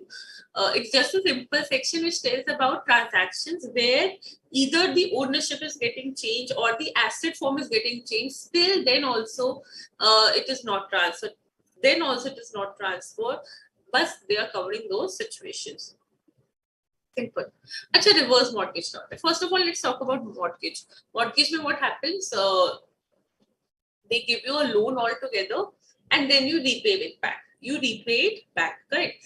Reverse mortgage mein different thing happens. Suppose Mr. A, he's a senior citizen and he's by himself. He's all by himself. He has no one to take care of him. So what he has this property which he goes to bank. Okay, ठीक है पापा, bank के पास he goes, he put that property as mortgage, and the bank gives this senior citizen every month, मतलब whatever they decide between them, either a lump sum amount or every month installment की तरह they give him some amount so that as a survival expense for him. What has happened is mortgage में what happens? You go, you give general mortgage mein what happens? You go, you put property as even a mortgage, they give you a lump sum loan amount and then you need to repay it over the period of time. This is what happens when we talk about a typical mortgage. Reverse mortgage. Now reverse mortgage means something is ulta, right? Here what is happening is here bank is giving you every month an installment or as an annuity for you to survive, and they have your property as mortgage. They have your property as mortgage. Okay, this is what happens under reverse mortgage. This is what happens under reverse mortgage. So when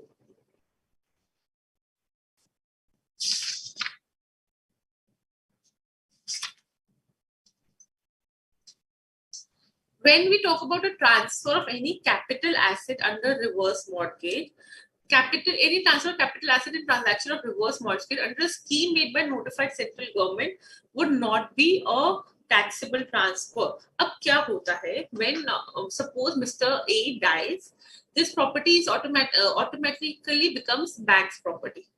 This property becomes bank's property. So this transfer from Mr. A to bank, transfer of property from Mr. A to bank is not a taxable transfer. Is not a taxable transfer. Transfer from Mr. A to bank is not a taxable transfer. So what is not a taxable transfer? Where Mr. A is transferring the property to bank, or due to death of Mr. A, the property becomes the property of bank now.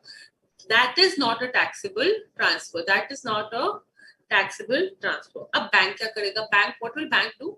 Bank will sell that property to recover the loan, right? Bank will sell that property to recover the loan. Bank will sell that property to recover the loan.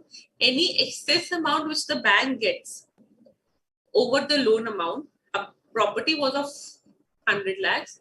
The loan which he gave only was for 70 lakhs. So this 30 lakhs जो bank को मिला, the bank will give it back to his legal heirs. The bank will give it back to its legal heirs. In fact, as per the scheme, first bank will go to the legal heirs only of Mr. A.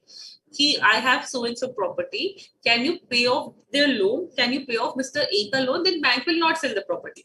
But if Mr. A ka legal hire are not willing to give the loan or give the loan repayment, then bank will sell that property. Bank will sell that property, and whatever the excess would come, if any, would be given back to the legal hire. So you will say, ma'am, what if there is a loss? Baba, never it will happen. Then bank is keeping a property which is undervalued to their loan amount. Practically, I mean, whatever you've seen is seen, but in general, it will not happen. In general, it will not happen. So if I take a case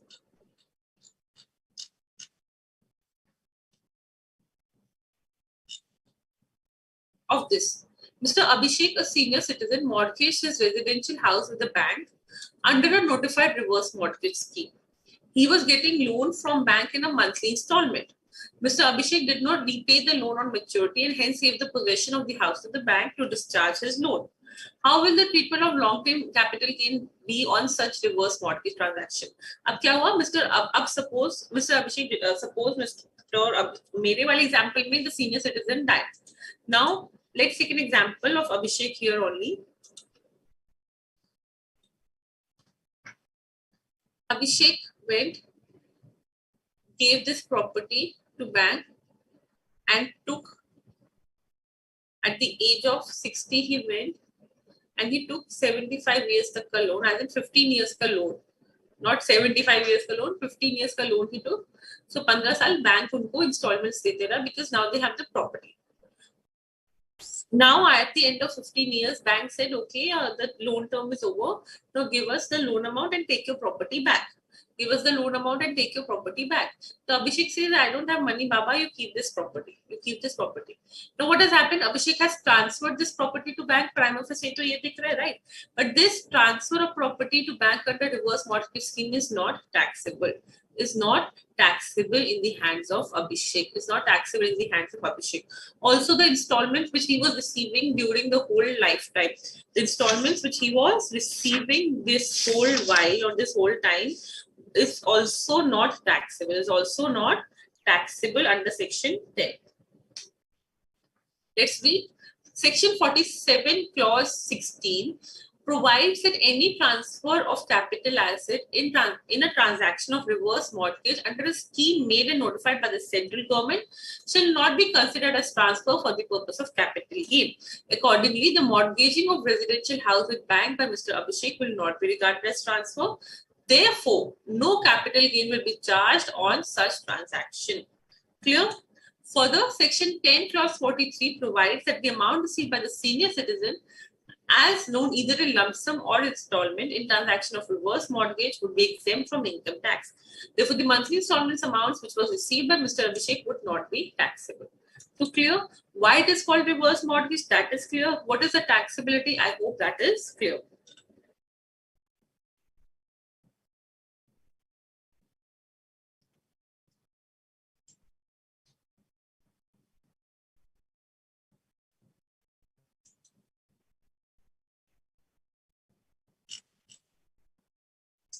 generally जो government ने central government ने scheme बनाया है for reverse mortgage, it is only for your senior citizen.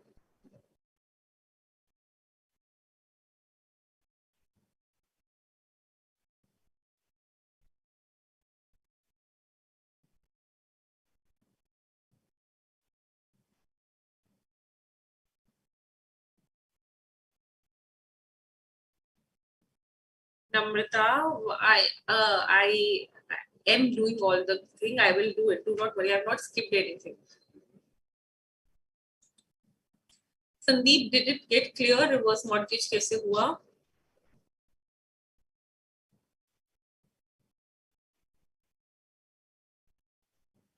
When the bank will be transferring it further, when bank will be selling it further, it would be a taxable capital.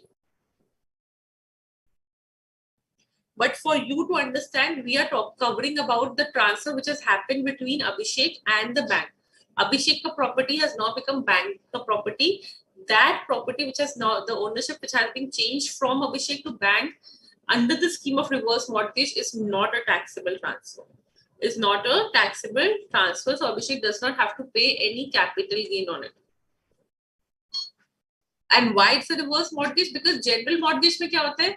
You put a property on paper, you put a property and then they give you a loan and then installments may you pay you make the repayment. But here it is a reverse situation where you're putting the property, the bank is giving you installments में loan.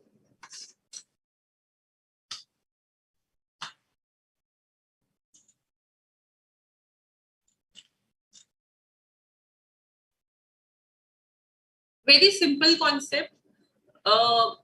एक theoretical question might come on this. That's it. Just like the one we discussed.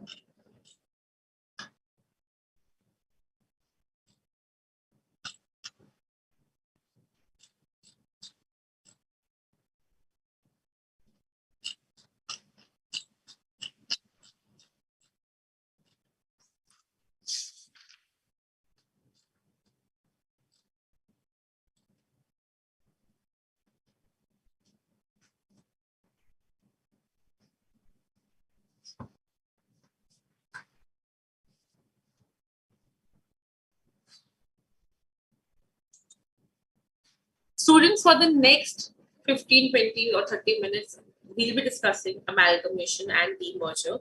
Though this concept is of great importance when I talk about a final student, but since it is there in your book and we never know what comes from my side, so we'll discuss this. Here, please focus on the screen. अभी कोई और topic के बारे में मत सोचना. Let's just focus on the screen and what are the important parts when we talk about capital gain. ठीक है?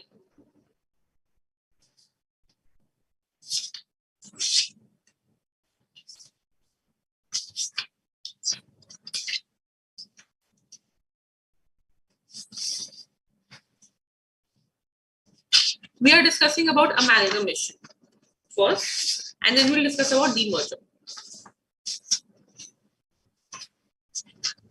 At your level, I don't know how much relevance it comes, because at final level, this is a very, very important topic.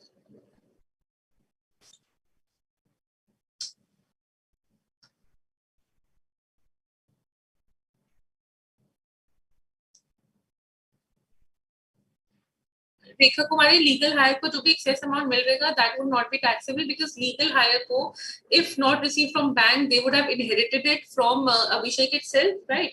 For example, in that question, so that otherwise would also not have been taxable. That's why it would not be a taxable amount in the hands of legal hire. Yes, Abhishek, in reverse mortgage, the applicant is required to pay the loan taken in lump sum at maturity.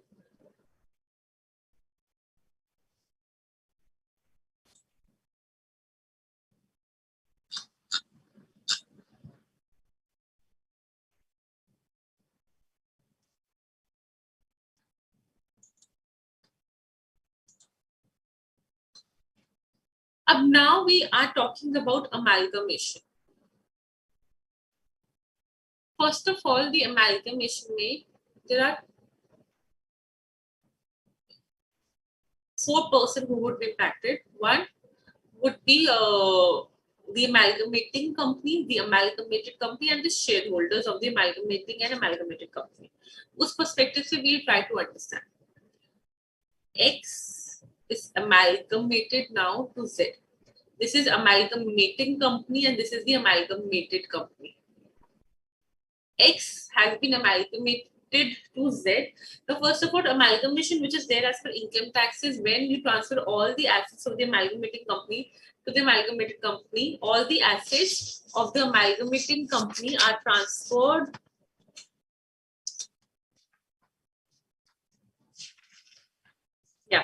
all the assets of all the property of the amalgamating company becomes the assets of the amalgamated company. The liabilities become the liabilities of the amalgamated company.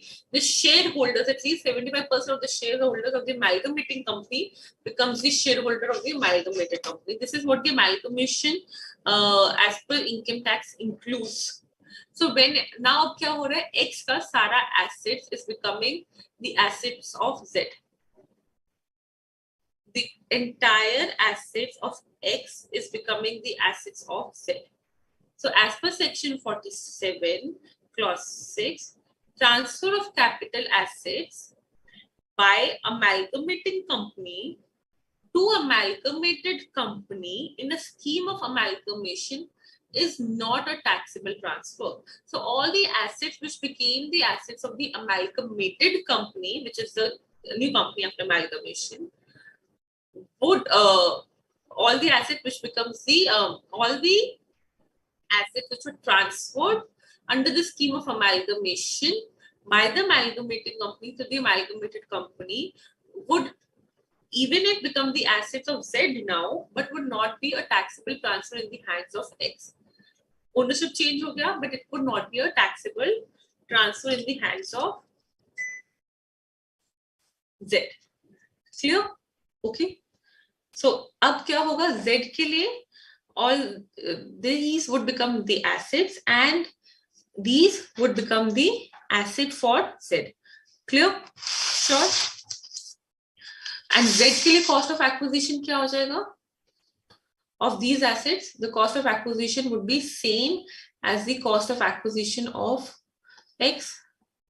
At whatever price X would have acquired, that would become the cost of acquisition for Z. Period of holding क्या होगा of these assets? Period of holding would be the period for which the Z holds this assets plus the period for which X was holding this asset. The period for which Z holds the asset plus the period for which X was holding the assets.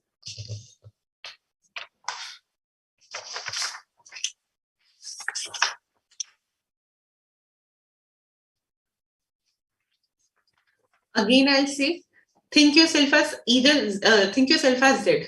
You have received the assets, you are the amalgamated company, you have received the asset from the amalgamating company. Amalgamating company के हाथ में it is not a taxable transfer. Amalgamating company के hands में it is not a taxable transfer. Amalgamated company के लिए cost of acquisition क्या होगा? Cost of acquisition, the same cost which is to the previous owner, which is who? Which is X. Period of holding would be if Z transfers the asset further or Z sell out the assets further, then period of holding would include the period held by the amalgamated company plus the period held by the amalgamating company. Clear? Yes? Chalo. So whenever such things happen, whenever an transfer is not taxable, whenever transfer is not taxable, you have to understand that what would be the cost of acquisition and period of holding in the hands of transferee. Just like when we talk about gifts, we did an example of gifts where we were talking about the transferee, he was B. उसके लिए what would be the period of holding and what would be the cost of acquisition? Cost of acquisition was the cost to the previous owner. Period of holding, again, period held by B and the period held by the previous owner is also included. Similarly, in that amalgamation also, cost of acquisition would be the cost to the previous owner, which is X. Period of holding from the date when the amalgamating company held the asset till the date amalgamated company sells the asset would be the period of holding. Clear? Now, students, especially, I would request after the class today, you need to revisit section 49, section 242A, where we're talking about period of holdings, because now you will get more clarity. Okay? This is clear. This is for amalgamating an amalgamated company. But Baba, there are shareholders also.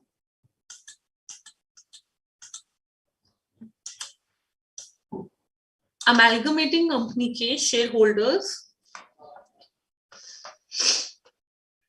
were there, but now amalgamating company has been amalgamated to Z. So what about the shareholders now? Think yourself as a shareholder who had shares of X company पहले. X company के shares was there, but now X company has been amalgamated to Z. Now I have the shares of Z company. X company के shares I do not have. Now I have the shares of Z company. One second. One second.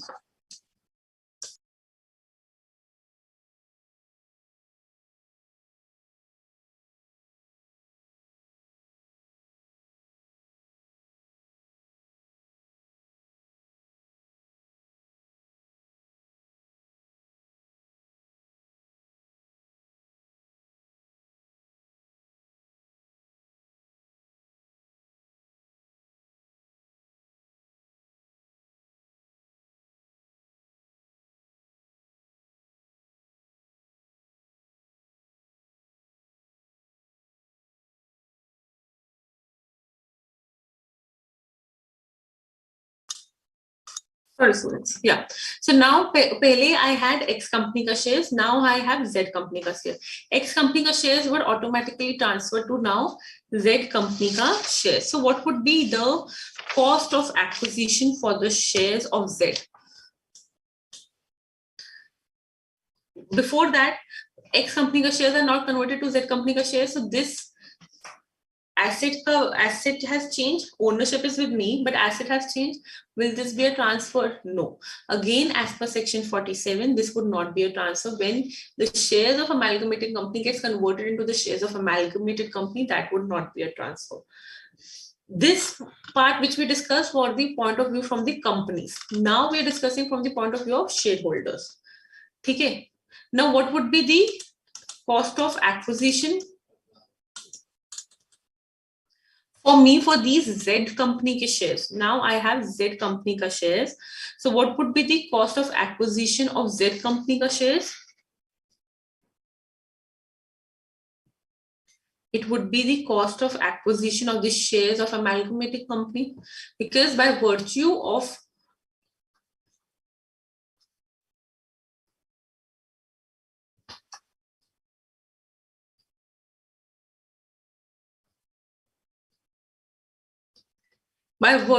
being a holder of X company shares, I have received Z shares. So Z ka shares ka cost would be my cost of acquisition of the cost of acquisition of the shares of the amalgamating company. Period of holding for Z shares would be what? Period of holding for this share would be from the time period I have held X company ka shares. Will reckon from the time when I have held X company ka shares till the time I will sell Z ka share. Z के share का period of holding would not from the date of Z का allotment, but would be the date from the shares of allotment of amalgamating company.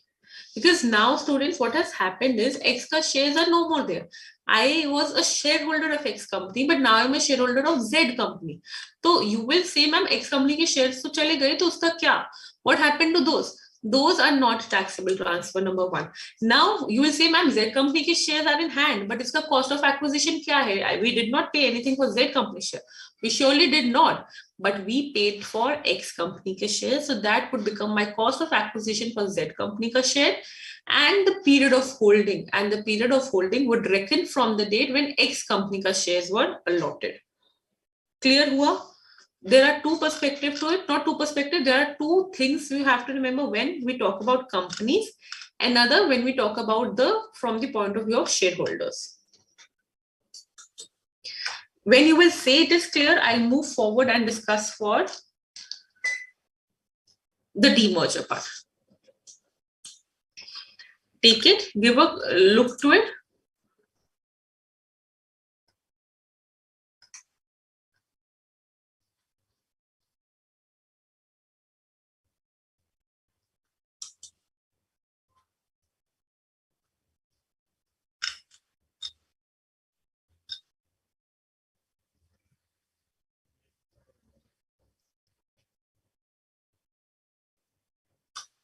Manjula J. Shah case is not for a period of holding. It is for the purpose of indexation, where you take the indexation as per your you will take the indexation not for the year when it was first held by the SEC, but for the year of the first held by the previous owner.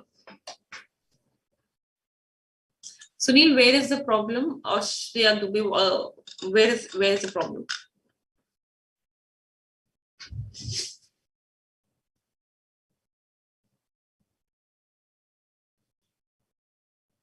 Namrata, indexation से पहले first understand the cost of acquisition क्या होगा, period of holding क्या होगा.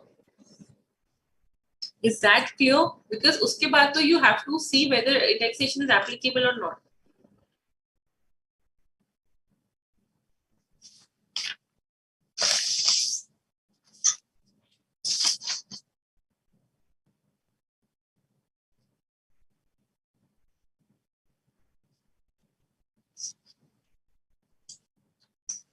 Okay. Everyone on the screen from the point of view of shareholder, listen. यहाँ पे क्या हुआ?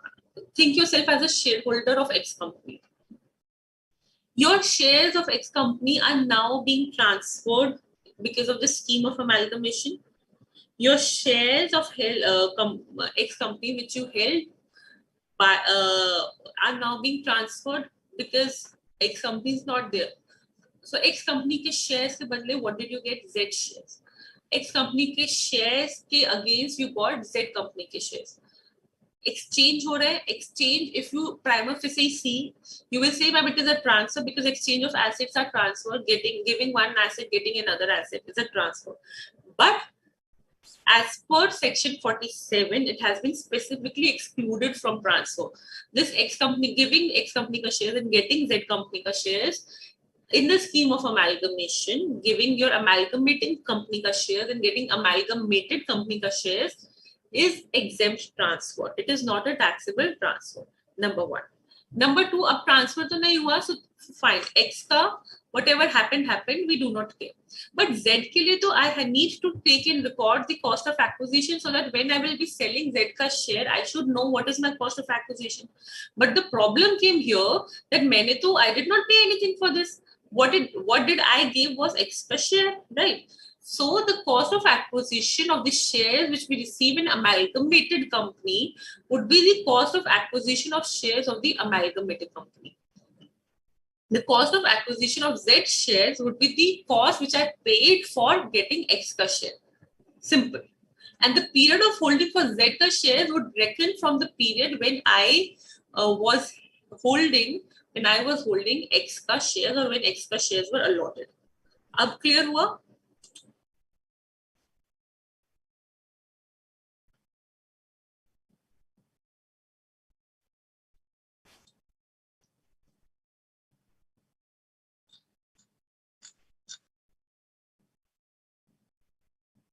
क्योंकि Z का share just like that, just simply when you include previous owner का period, similar something like that only. इसमें ownership has not changed, but previous asset का period is also being included. As simple as that. Previous asset means X का shares. The period is also included.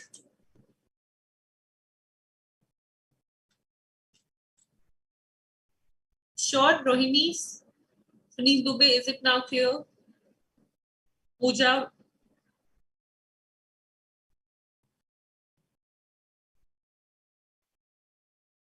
Brinda, obviously shareholders are not paying for Z company ka shares, but they may have paid it for X ka shares na. So tabhi Z, but X ke shares ki virtue se I got Z ka shares. So that's why Z ka share ka price is the cost of acquisition is the cost of acquisition of X ka shares.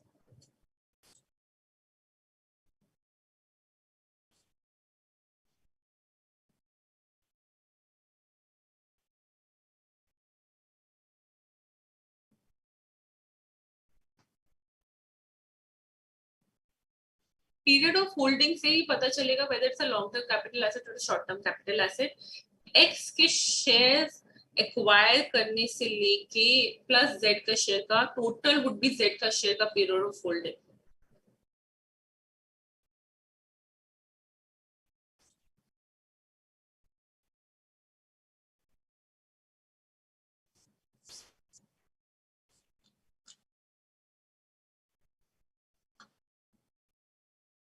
चलो clear. Then now take a deep breath. We'll go to demerger.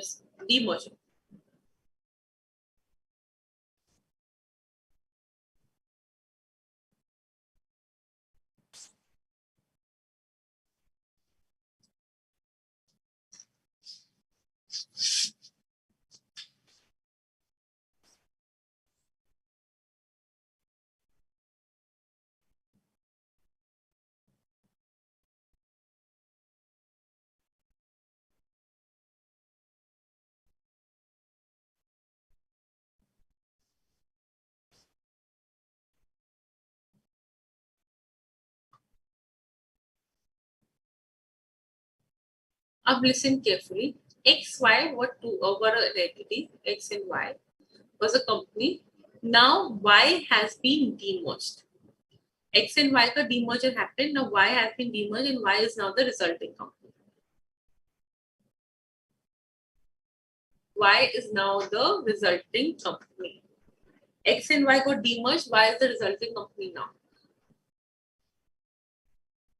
Now what will happen? X and Y they were assets. Some assets have been transferred to Y company now. Some assets have been transferred to Y company. So transfer of capital asset, can I say, by the demerged company? This is called the demerged company. This is the resulting company. So transfer of capital asset by demerged company to the resulting company is a, first of all, this is a transfer, but it would not be a taxable transfer. It would not be a taxable transfer. The ownership of the asset from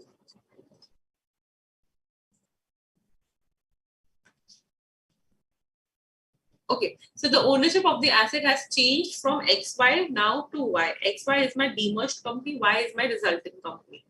So ownership has been changed from XY to Y, number one. Even if the ownership has changed, it would not be a transfer taxable in the hands of XY. Why? Because it has happened in the scheme of demerger. It has happened in the scheme of demerger.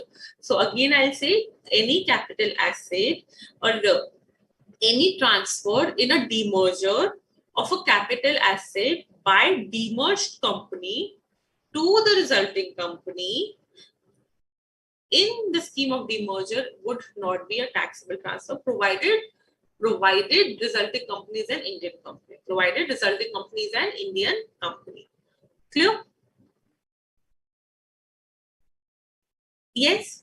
Now what about Y? Y के लिए what would be the cost of acquisition? What would be the cost of acquisition? Same cost to the previous owner would be the cost of acquisition. Period of holding, what could be the period of holding? Same. Period of holding would include the period of previous owner, which is XY. So Y के लिए cost of acquisition of capital assets, which you have received in the scheme of demerger, would be the cost of the previous owner, which is your XY. So cost to XY जितना उन assets का पड़ा था, similarly would be the cost to the cost of acquisition for Y. Period of holding would include the period of previous owner also. Just like what you did in your gift wale questions.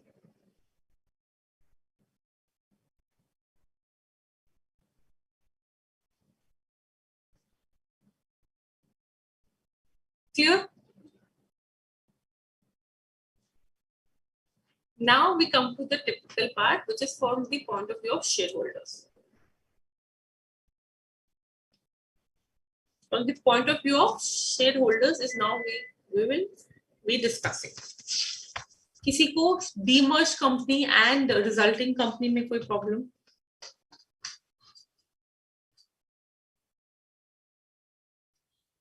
Any problem in that?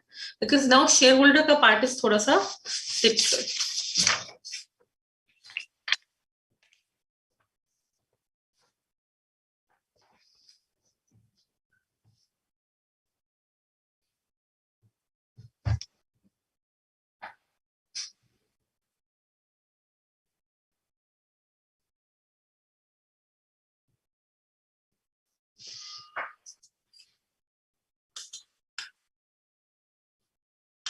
चले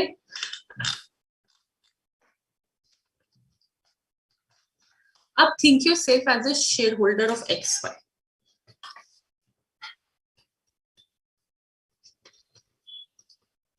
First of all, students, demerger के case में जैसे amalgamation के case में there were certain conditions which were needed to be taken care of. Similarly, demerger के case में as per income tax, a demerger happens similar like all the property of the demerged company, as in the property which is transferred becomes the property of the resulting company.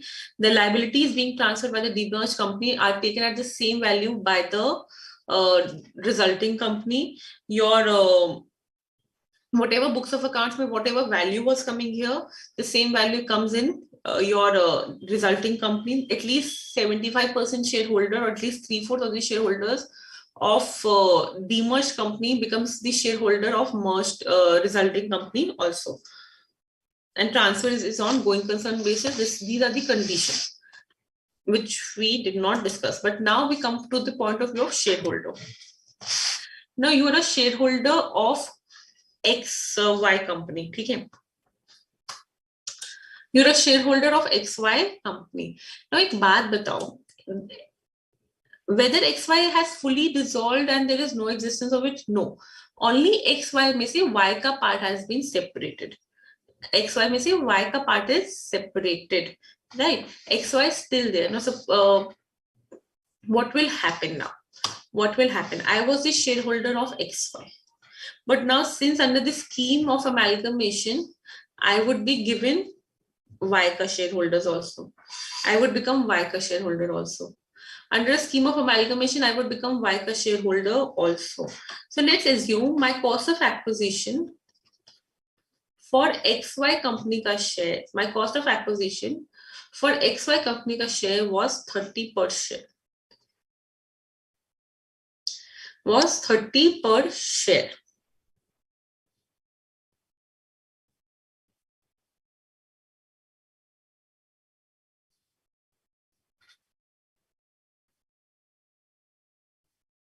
Now, what will things happen? Now, obviously, company ka net worth has been broken up. Company ka net worth has been broken up. Iska shares would ka price they may reissue it. जो 30 per share का price है, that may be reduced to say 20 per share. 1/3 has been transferred, suppose. And I am now receiving Y ka share also. I am now receiving Y ka share also. Did I pay anything for getting Y ka share? No. Did I pay anything for getting Y ka share? The answer is no. So what would be the cost of acquisition of Y ka share? What would be the cost of acquisition of Y ka share? What would be the cost of acquisition of Y ka share? It would be simple. What did I pay for XY into the total book value or the total net worth of demerged company immediately before demerger. So suppose करो demerged company का total net worth value was 300 crores and 100 crores का asset has been transferred to W.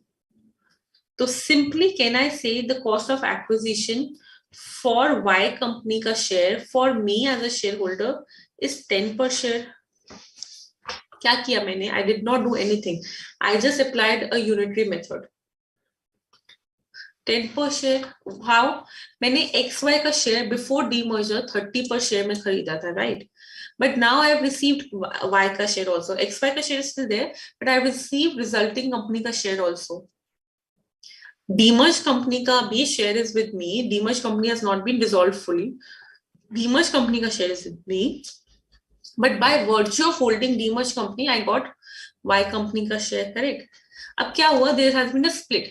How is that split calculated? मैंने 30 rupees invest करके I got XY share. But now since there is Y company का share, how will I get the cost of acquisition of it? By dividing unitary method. भाई total net worth में से इतना Y को चला गया. Similarly, total share price के cost of acquisition से I divided it and multiplied it and got कि Y का part कितना होगा if this 30 is being splitted up. If I have actually invested in the Y, then मैं कितना देती? It would be simply based on the net worth. 300 के net worth पे I acquired the share of 30 per share. But now the book value here for Y is 100. So the cost of acquisition for Y shares would now be 10 per unit. But at the same time, the cost of acquisition of the shares which I will now be holding or which I now will be holding in demerged company would be reduced. It would be reduced by how much? 30 minus 10. So the cost of acquisition of demerged company का shareholders would now be 20 per share. And the cost of acquisition for the resulting company का share would be 10 per unit. नहीं समझ आया? Simple. I took 30 per shares में 30 per share से XY का share. But now the company has split and there has been a demerger. Y has been resulting company. Because in a scheme of demerger, I received Y company के shares, but I did not pay for it. So there must be some cost of acquisition. But I paid for what? I paid for this 30. I paid for this 30, right? I paid for this Y company का share at 30. So what I will do is कि इस 30 की वजह से ही obviously I have received some Y का share, right? I have received some Y का share. Had been it a typical case of amalgamation, 30 per share would have been my cost of acquisition for the amalgamated company का share. Because अब amalgamating company का share is no more there. All I am is a shareholder of amalgamated company. But here what the problem which is being faced is now XY is also there, Y is also there. XY is also there, Y is also there. XY is there as a demerged company at a lower book value. Y is there as a resulting company with some book value received from XY. Correct? Now, Y के पास कितना book value गया, उसके unitary method पे I calculated my cost of acquisition of Y company का share. Now remaining value would be the cost of acquisition of demerged company का share. I had only paid 30. Now that 30 has been split into Y company का cost of acquisition and demerged company का cost of acquisition. Y company का cost of acquisition and demerged company का cost of acquisition. That 30 only has been splitted, but in two parts. And how it is being splitted based on unitary method.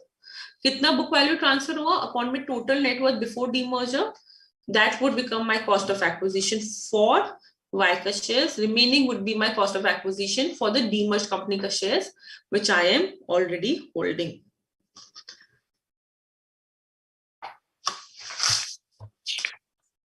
Clear hua?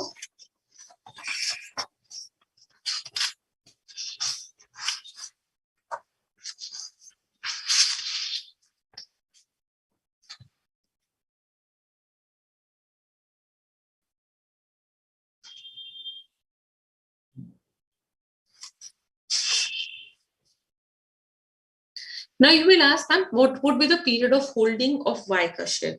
Period of holding for Y ka share may you will also always include period of holding of demerged company. So resulting company ke share ka period of holding would begin from demerged company ke share ka period of holding. So suppose demerger happened on 31st October 2021. But XY company के shares I am actually holding from 31st January 2019. So अब क्या होगा, Y company का period of holding would not reckon from 31st October 2021. Y company के shares का period of holding would reckon from 31st January 2019 till the date of transfer. Clear?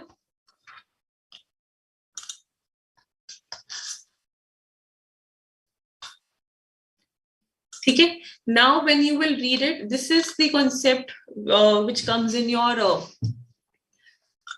what do you say, at final level a question comes, a 5-mark compulsory question comes most of the time.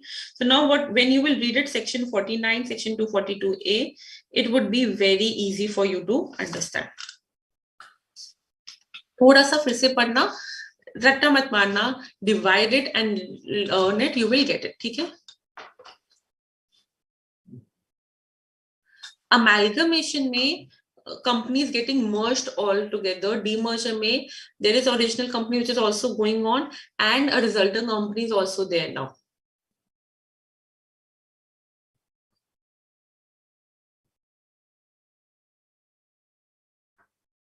Correct, absolutely, Pooja. You got Y ka share at 10. You did not pay any price. You did not pay any price for Y ka share, but we have calculated Y ka cost of acquisition based on your total cost per share of XY. अब XY टूट गया, XY का जितना part Y में चला गया, the part of XY which got into Y, उसी के basis पे you calculated your Y का cost of acquisition. You are not paying anything. If you would have paid anything for Y, the situation would have been very simple. If you would have paid anything for Y, then situation would have been very simple. That would be the cost of acquisition. The problem coming here is that I did not pay anything for Y. Then what would be the cost of acquisition for Y shares? But I paid for XY का part जितना Y में गया, उसी के accordingly I have calculated my cost of acquisition for XY.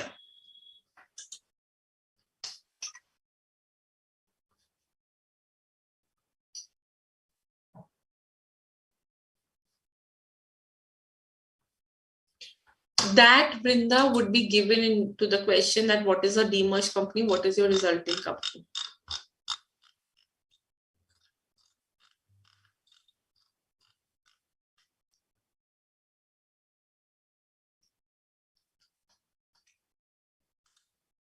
Clear? Sure. So with this, we covered also transactions not regarded as transfer. We again touched section 49. We again touched section, what do you say? Section 49 we touched, we did section 242A. Up फिर से you have to study to understand it more clearly. Okay. Now we come to our very, very important concept, which is exemption. With this, capital gain ka typical situations have been covered. 46A and 46 will be taken when we'll be doing other sources. So now we'll be discussing exemptions. Exemptions of capital gain.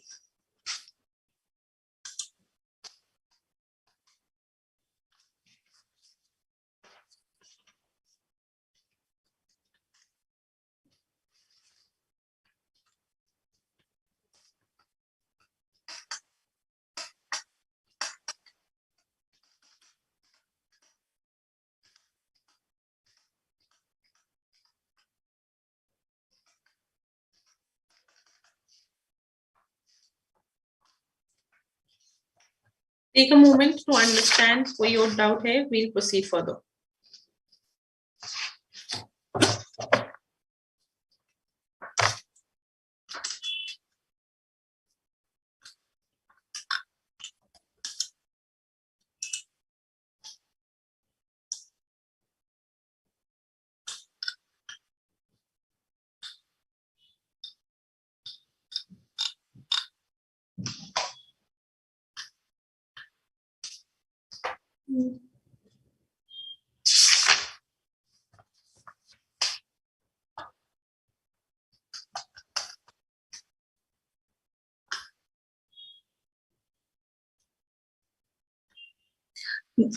Amalgamating company अपनी identity छोड़ के amalgamated में मिल जाती है. That's why amalgamating company gets is no more there now.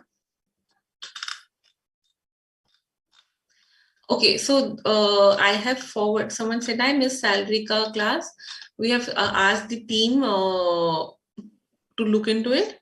Why the lectures are not there on YouTube, because we believe they were. We have already forwarded the query, and also we have forwarded the query to the team for your subtitles also. They'll see what they can do best on.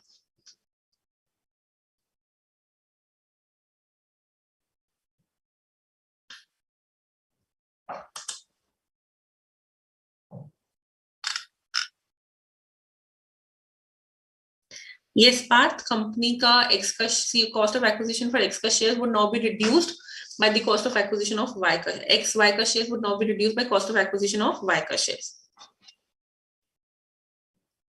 You don't have to calculate the net worth. You would be given the net worth. As a shareholder, you have to see what is my cost of acquisition.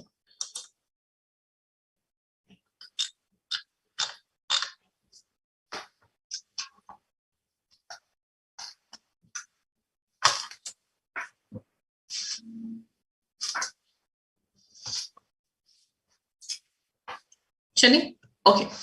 Now we understand the concept of exemptions. What is exemption? Exemption is when you get some relaxation from the taxable part of income, right? Some part of that becomes not taxable. हम कैसे capital gain calculate करते हैं? Again, full value of considerations minus transfer expenses, net consideration minus cost of acquisition, or in this cost of acquisition minus cost of improvement, you get your capital gain. Now we move the story forward by saying minus exemption. You get net taxable capital gain.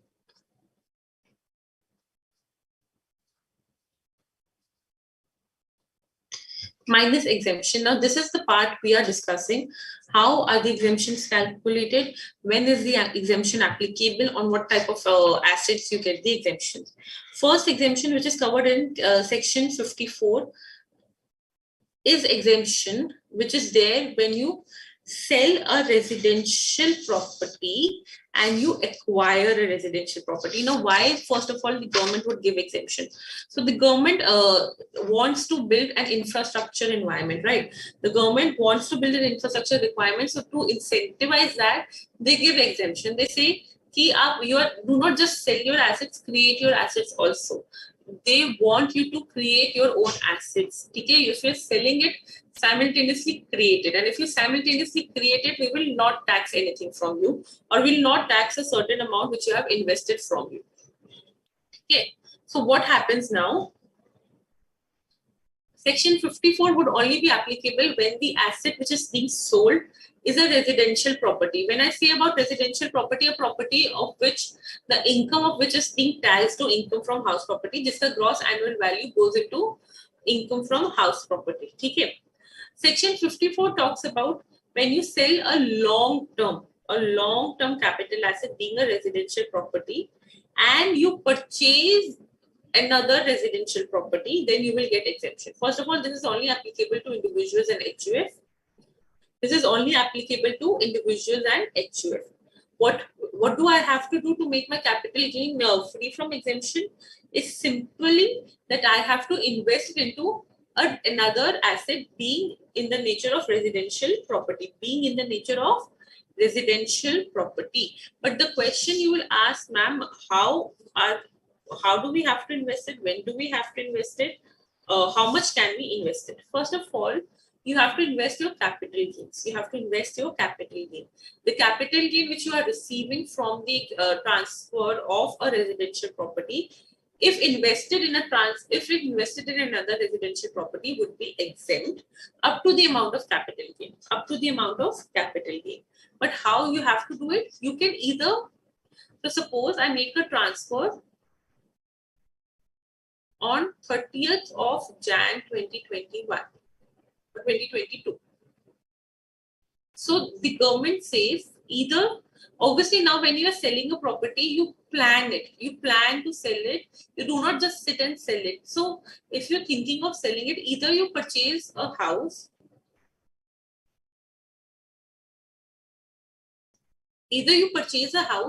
1 year before the date of transfer or 2 years after the date of transfer. 1 year before the date of transfer or 2 years after the date of transfer. यानी अगर आपने कोई house 30th Jan 2021 के बीच में कोई house लिया है, or you have purchased any house between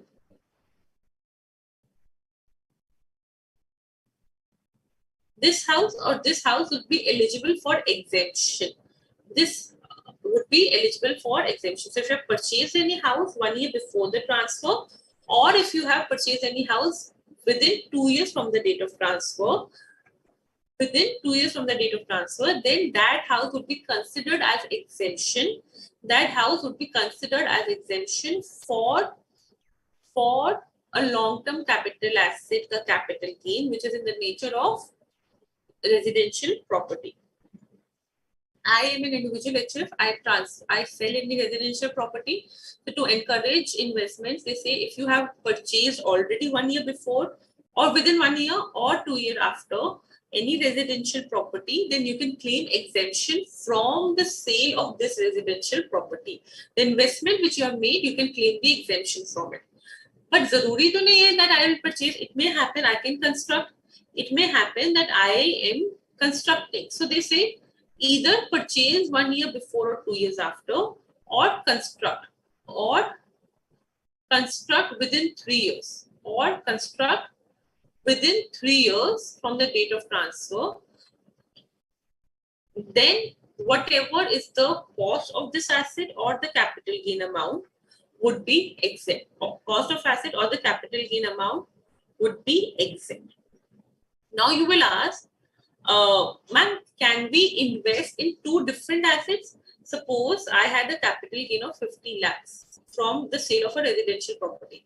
Can I purchase two separate residential properties, or only one residential property mehi investment is allowed? So the government made an investment 2 years back where they said that if your long-term capital gain is up to, don't worry, we'll do a question. Long-term capital gain is up to 2 crores.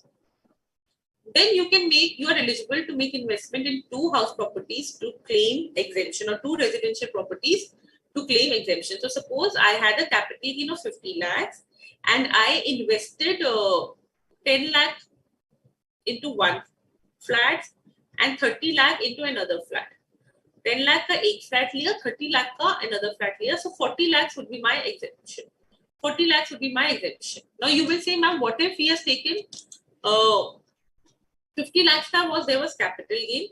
He has taken 60 lakhs ka one flat. Then what would be the exemption? Maximum 50 lakhs. 50 lakhs ka was capital gain. He has taken a new flat of 10 lakhs one and 10 lakh ka and another of 40 lakhs. Then also, sorry, 40 mean say 60 lakhs. Then also I will be able to claim exemption, but only up to 50 lakhs. Only up to 50 lakhs. Suppose my LTCG here is 3 crores. I invested in 2 crore ka flat 1 and 1.5 crore ka flat 2.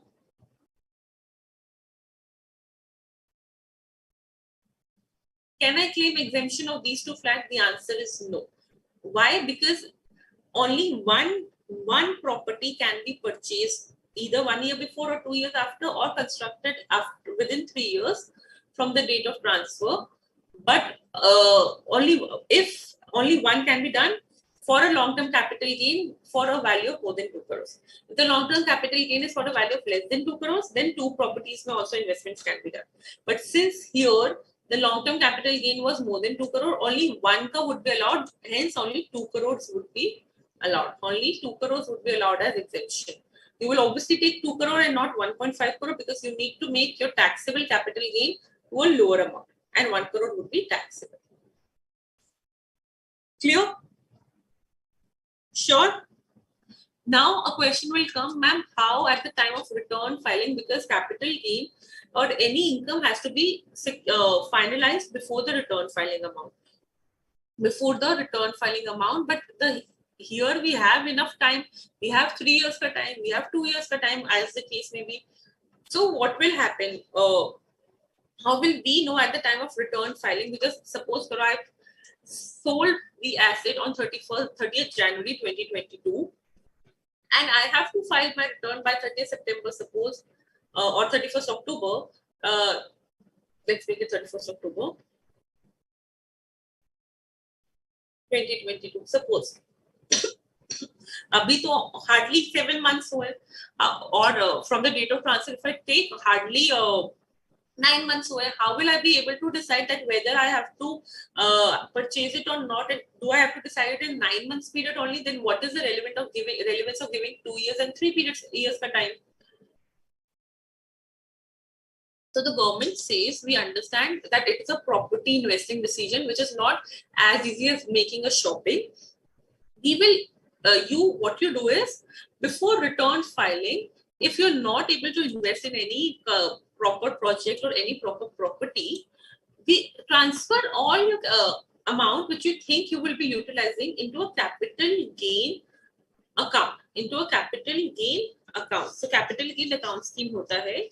You transfer your all the money which you think of investing, or which you think would be gone into constructing, which you think of investing, or which you think would be gone into constructing, into a capital gain, into an account which is open under a capital gain account scheme. You do like that before return filing, and then utilize the amount from that, then utilize the amount from this capital gain account scheme, then utilize the amount from this capital gain account scheme. So what did I do? Instead of, now let's take an example of this 3 crores, or let's make an easy example.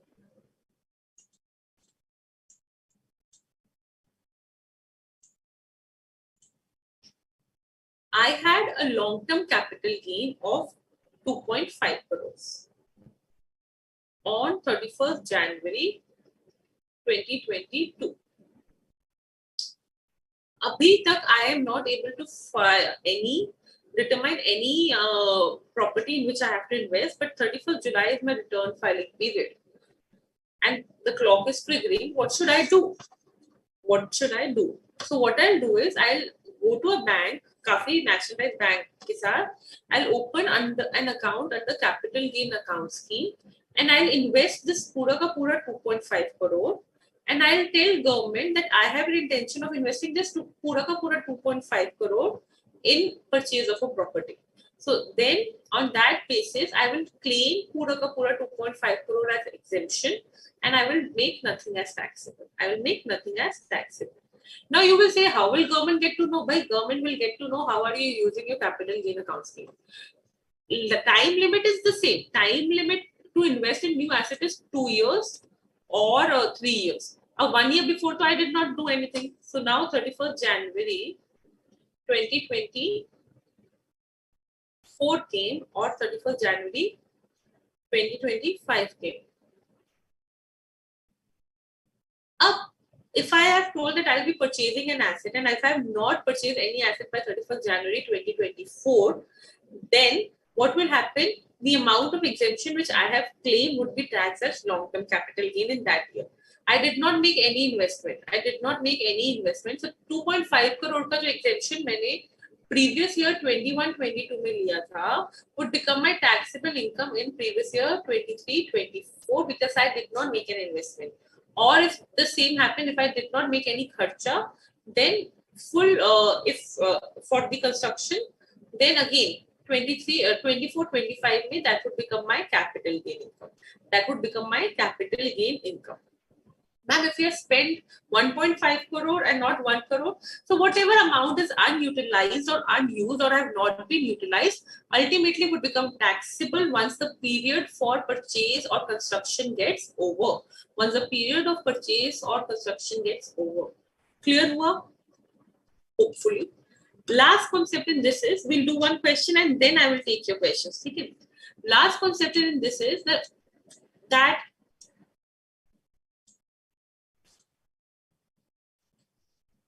let's take an example.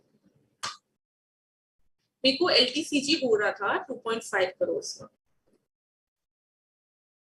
ठीक है, I purchase an asset of 3 crores. So how much would be an exemption? Maximum 2.5 crores. Right? And nothing became taxable. So this new property I purchased for 3 crores. Now the government says, the income tax department says that the new asset which you have invested in, you cannot sell that asset. There has to be a lock-in period. You cannot sell that asset for a period of 3 years from date of transfer, from date of acquisition. Matlab, if I purchase this asset on say 3rd April 2022, I cannot sell this asset till 2nd of April 2025. No. There is a lock-in period attached to it. Why government has attached the lock-in period? So that you do not make an investment in new asset just to claim exemption and then you sell it out. So to make sure of that it is a genuine investment and it has been done for the purpose of investment. So the government does what? Sorry. What does the government do? The government put a lock-in period. So ma'am, what if we sell it in that lock-in period? If you sell an asset in a lock-in period, now suppose this 3 crore ka asset I have sold for a value of 4.5 crore. Now this 3 crore ka asset has been sold for a value of 4.5 crore. So full value of consideration is 4.5 crore. Okay. Cost of acquisition is 3 crores. Suppose I have sold it in 1 year itself. Short-term capital gain hua. Cost of acquisition is 3 crores. But the government says that if you sell an asset on which the exemption has been claimed within the 3-year period, then whatever exemption you claim would be reduced from the cost of acquisition. So 3 minus 2.5, khali 0.5 ka cost of acquisition ka deduction would be allowed when I'm selling this new asset, and 4 crore full would be taxable short-term capital gain. 4 crore full would be taxable short-term capital gain. Students, ek bari if you will understand this one particular section, the coming sections are very easy to understand, but you have to focus on here to understand it.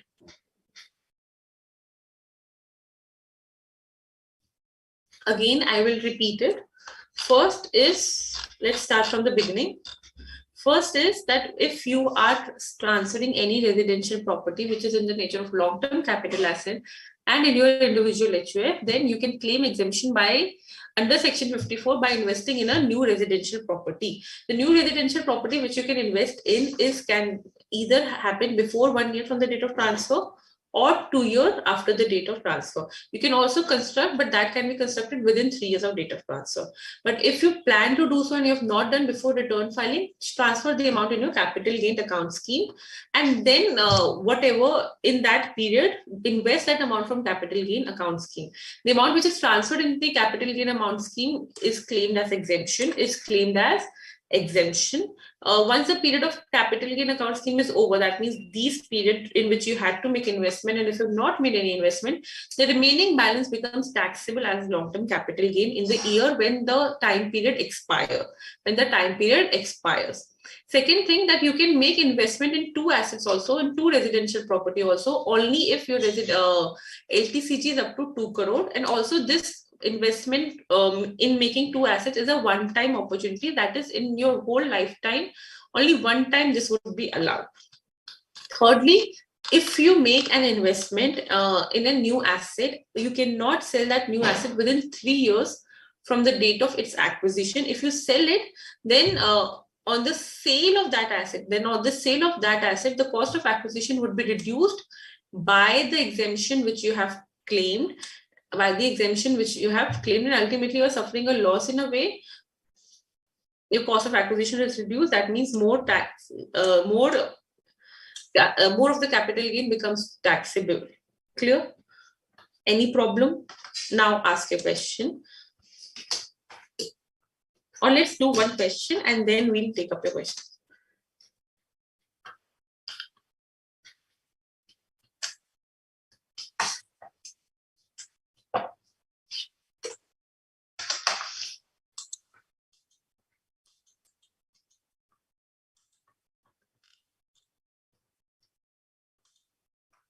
Mr. C purchased a residential house on July 20th, 2019 for 10 lakh and made some additions to the house, incurring 2 lakhs in August 2019. He sold the property in April 21 for 20 lakhs. Out of the sale proceeds, he spent 5 lakhs to purchase another property in September 2021. What is the amount of capital gain taxable in the hands of Mr. C? Now, Mr. C ने house कब sale किया? 2019 में 2019 वाला house, he sold it in April 2021. He sold it before 24 months. He sold it before 24 months. So in this case, simple. First of all, indexation would not be there. 20 lakhs minus 10 minus 2, 18 lakhs would, 20 minus 10 minus 2, 8 lakhs would be short-term capital gain. He has purchased a new asset of 5 lakhs. Can he claim exemption? The answer is no, because the asset should be long-term capital gain to purchase, to invest.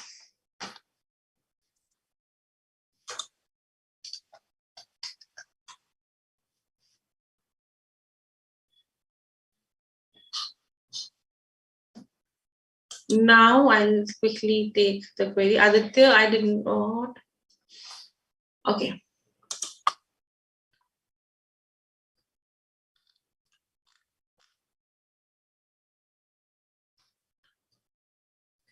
Retaining provision for longer term, Aditya, is one simple thing that do not rectify it. Try understanding it. Try making small notes of your own. Put those small notes on the walls. Go revisit them as soon as possible. Revisit them as much as possible. And do practical questions. If you ask that module is enough, if you will read one word by word of module and do all the questions along with RTP, yes, I'll say module is enough, but at the same time, I'll not discourage you from doing more questions. More questions means more clarity on the topic. And also, once you've done it first time, then do all the questions without reading the solution to it, because then only you know whether you were applying your brain in the right direction or not.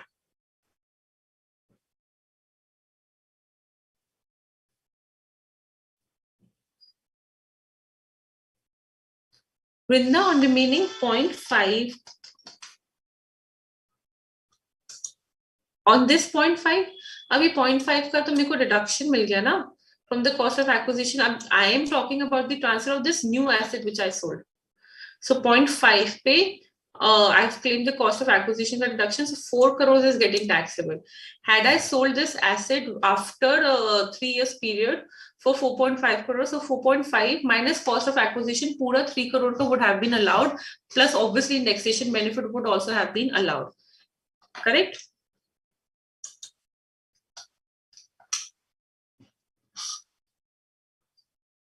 If LTCG is up to 2 crore, then you can invest into 2 house properties up to the your capital gain amount. See, remember one thing: capital out of exemption, you cannot have net loss. Because of exemption, you can never have the loss. Your exemption would be restricted to the capital gain amount or your investment in the asset, whichever is lower.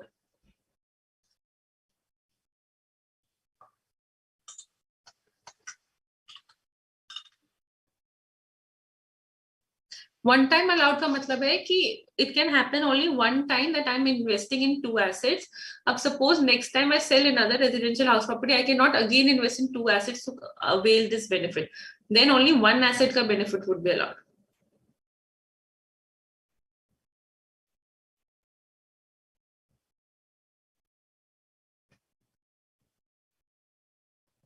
Date of construction is that you can you have to construct it within 3 years from the date of transfer.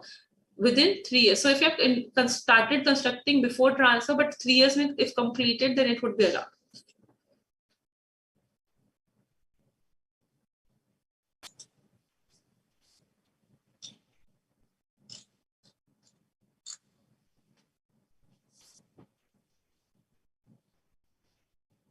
If any conditions contravene, then the exemption amount will be taxable in the year of contravention, is what Namrata says. Condition क्या contravene होगा? First condition would be contravene is that आपने capital gain account scheme में the amount which you said you will invest, you did not invest, right? So when the time period is over, that is 2 years or 3 years, then the amount would be taxable as long-term capital gain. Number one. Number two, the asset purchase for condition contravene hoga. If the new asset purchase is transferred within 3 years, then cost of acquisition may say the exemption which you claim would be reduced. The exemption which you claim would be reduced. Two property wala part simple sa hai. The funda is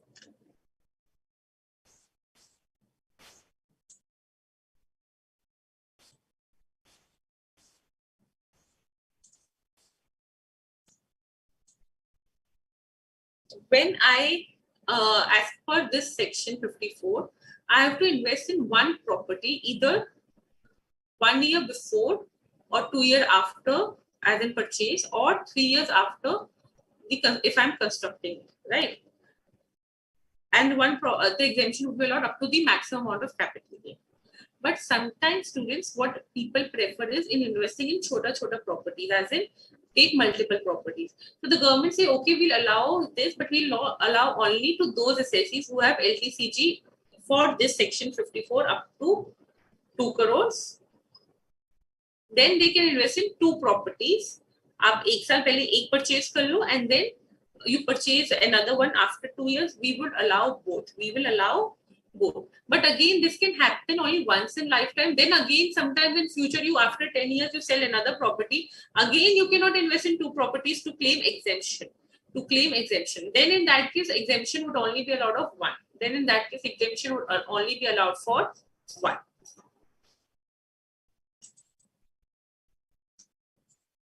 Clear, Sunil Nobe?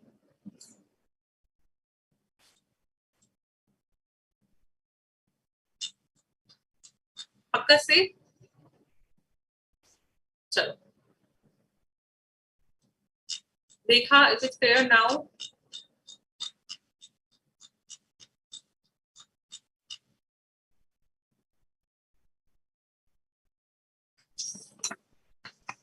Section 54 is very important. 54B and D are general. I'll explain that. And EC and F are very important.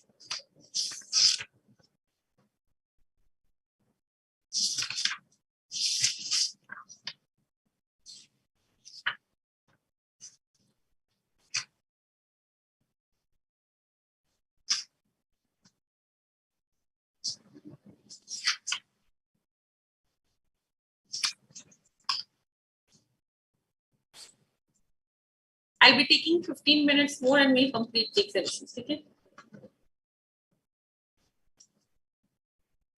This was section 54. Now we move to section 54D.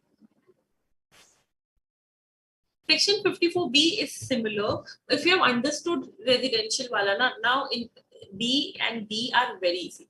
Section 54B says that if you have transferred any agricultural land, first of all, agricultural land कौन सा होगा? जो taxable होता है. Which agricultural land is taxable? Urban agricultural land. So if you transfer any urban agricultural land which was used for the purpose of agriculture for at least 2 years from the date of transfer, and you purchase another agricultural land, So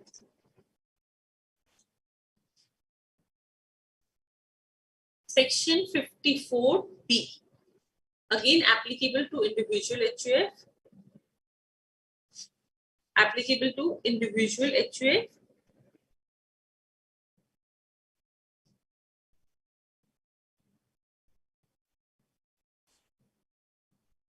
So if they are selling any agricultural land, if they are selling any long-term capital asset agricultural land, if you are selling any agricultural land, urban agricultural land, उसपे whatever long-term capital gain comes, उसपे exemption you can claim by investing in any other agricultural land. Now this new agricultural land can be urban and can be rural also. The new agricultural land can be urban or rural, doesn't matter, and you will get the exemption. You will get the taxable amount after exemption. This urban agricultural, this exemption can be claimed on agricultural land, new urban agricultural land or rural agricultural land. What is the time here? Construct to karna hi nahi, right? So you do not have to make the construction. So you have to purchase another agricultural land within 2 years. Within 2 years from date of transfer. Before wala condition is not there. Within 2 years from the date of transfer. And if you're not able to do it before return filing, transfer the amount into capital gain account scheme. Capital gain account scheme may within 2 years you have to utilize it. If you do not utilize it, unutilized amount will become my LTCG. Unutilized amount would become my LTCG. Exemption here again would be either the LTCG amount or the amount invested, whichever is lower. So if the LTCG is 10 lakhs, a new agricultural land is purchased of 8 lakhs, then 8 lakhs would be the exemption. LTCG is 10 lakhs, new agricultural land is purchased for 12 lakhs, then 10 lakhs would be the exemption amount. Simple. Again, the new agricultural land cannot be sold for a period of 3 years from the date of purchase. And if sold for a period of 3 years from the date of purchase, then cost of acquisition of the new land which you have purchased would be reduced by the exemption amount. Just like in this point. Suppose karo,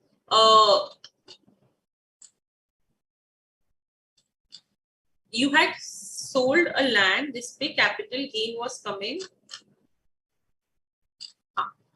Capital gain was coming for 3 lakhs and the cost of new agricultural land is 4 lakhs. Entire capital gain of 3 lakhs is exempt. Okay? Now this 4 lakh ka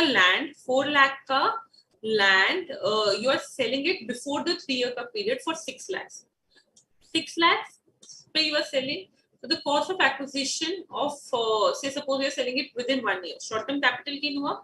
The cost of acquisition of new land was how much? 4 lakhs. But since you're selling it before the 3 year wala period, the exemption which you have claimed would be reduced from the cost of acquisition. So only cost of acquisition reduction which would be allowed to you is 1 lakh. 5 lakh would become as short term capital gain chargeable to tax. Clear? Exact same line mein, there is section 54D which you will read for your homework. Now we are left with just 2 and I'll take 10 minutes more or 15 minutes more and we'll complete it.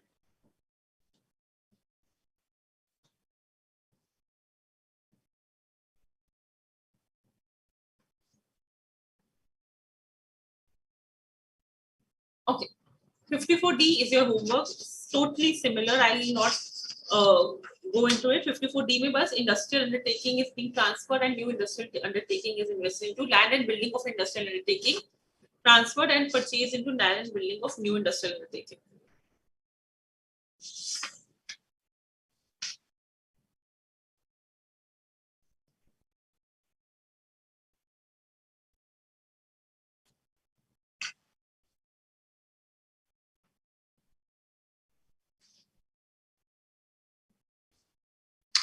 इसमें compulsory acquisition का है.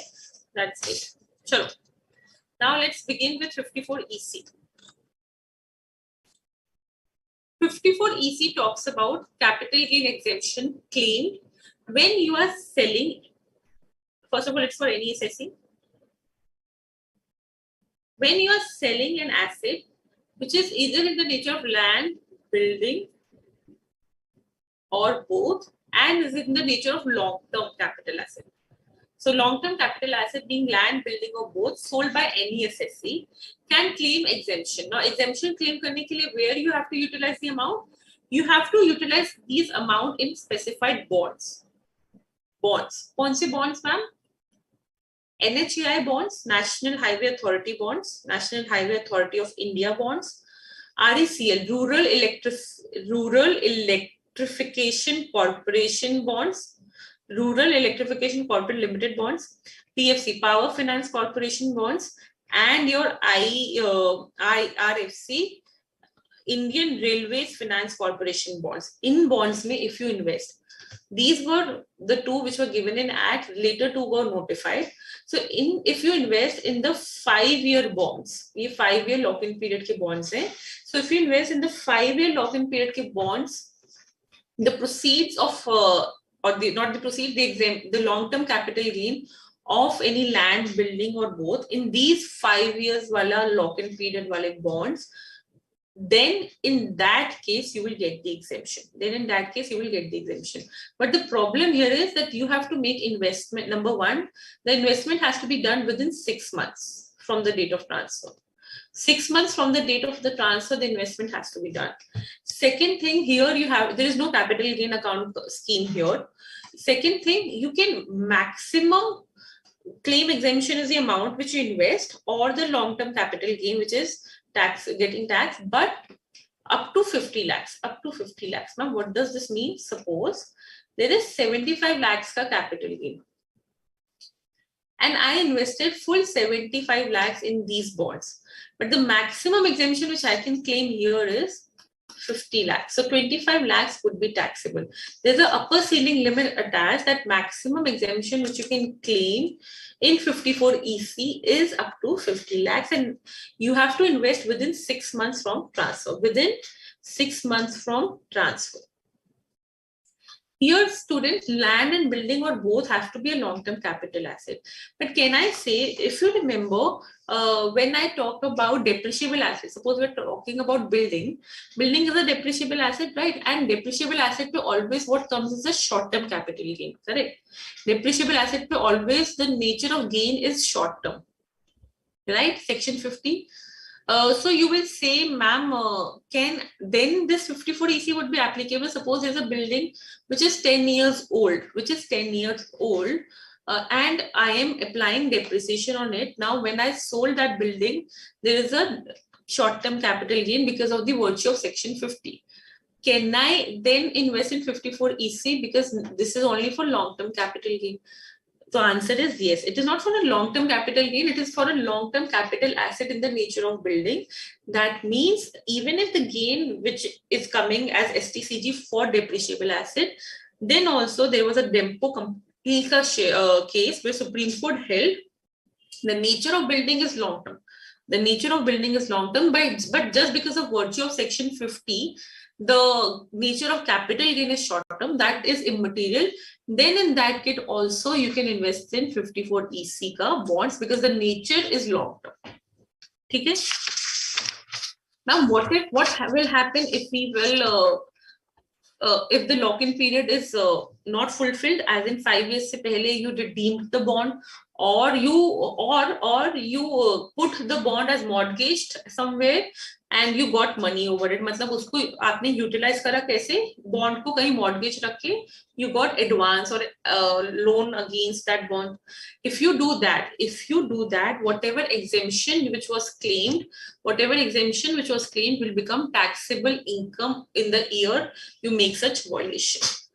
Whatever exemption was claimed will become taxable income in the year when you make such violation. Clear?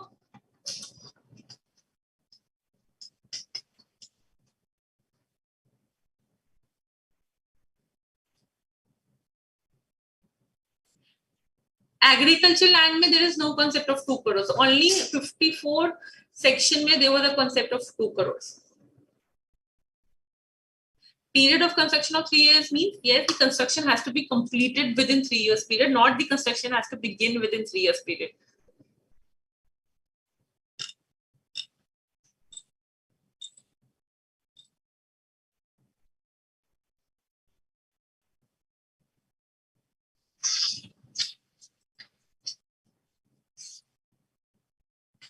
जो compulsory acquisition वाला है ना, when you will study, it is for short term also, short term gains also, but otherwise it's for long term. All other are for long term.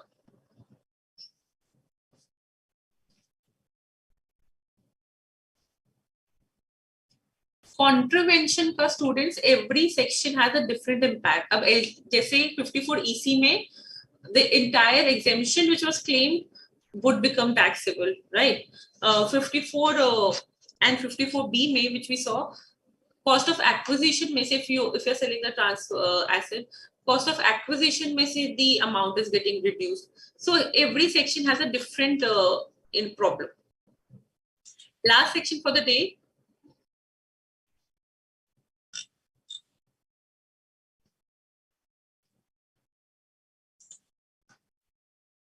Is 54F. Now 54F is a very interesting section because students, abhi tak if you've seen, there are exceptions when you are selling land, building residential property or agricultural land. But what about assets, ma'am? If I sell shares, can I not invest anywhere? Or if I sell jewelry, can I not invest anywhere? The government says this is for individuals HUF, first of all. And if you sell any long-term capital asset of any nature, not being residential house, not residential house, because residential house ke liye we have 54, and you invest in a residential house. That means by selling any asset, but you are investing in a residential house, then you can claim exemption under section 54F. Residential house sell करके residential house invest करना is there in section 54. Selling residential house and claiming exemption by investing in residential house is 54. Idea of all these exemption is to build infrastructure, right? So by last section 54 say F says sell any asset of a long-term nature and purchase residential house, we will give you exemption. We will give you exemption. Purchase ka time period is same. 1 year before or 2 years after the date of transfer, or construct within 3 years. Or construct within 3 years any residential house, Here there is no 2 crore ka limit that if you have 2 crores ka long-term capital gain, you can put it in 2 assets or put it into residential house. No, only one is allowed. Investment in only one residential house is allowed, and that too again purchased within 1 year before the transfer or 2 years after the transfer, or constructed within 3 years of the transfer. But here there is one typical situation, one typical case कि 54F claim करने के लिए to claim 54F, you should not have more than one residential house already. More than one residential house should not be there. Ma'am, matlab?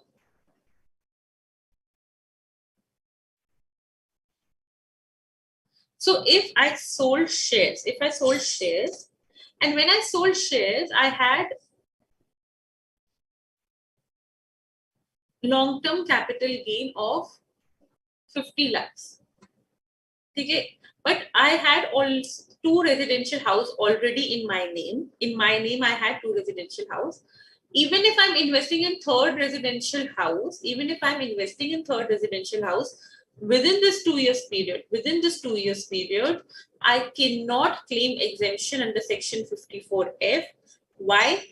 Because 54F says that you can have only maximum one residential house, and then you can purchase another one to claim exemption.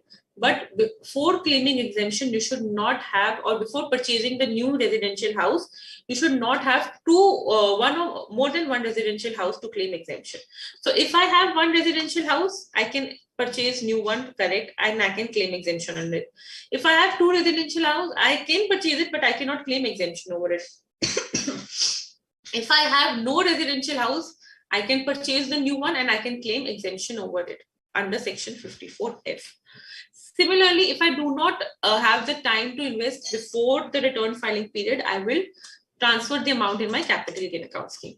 But one typical thing, student, here is section 54F में exemption is calculated in a separate manner. अभी तक क्या होता था? Exemption amount was the capital gain amount or the amount invested in the asset, whichever is lower, correct? Because the idea which the section says, the wording which the section says is the amount of capital gain should be invested further. The amount of capital gain should be invested further. But the technical language of section 54F says the net consideration, the consideration which is invested should be the consideration should be invested in a residential house. To claim the exemption, the consideration should be invested in a residential house. That's why my exemption is calculated on pro rata basis. Long-term capital gain में से कितना part of the net consideration means full value of consideration minus transfer expenses have been invested in new asset, have been invested in the new residential property. That part would be the exemption amount. That part would be the exemption amount or the LTCG, whichever is lower. Ma'am, please explain. So, ध्यान से 100 lakhs का full value of consideration, 1 lakh का transfer expenses, 99 lakhs net consideration आ गया, okay? New property में what we have along then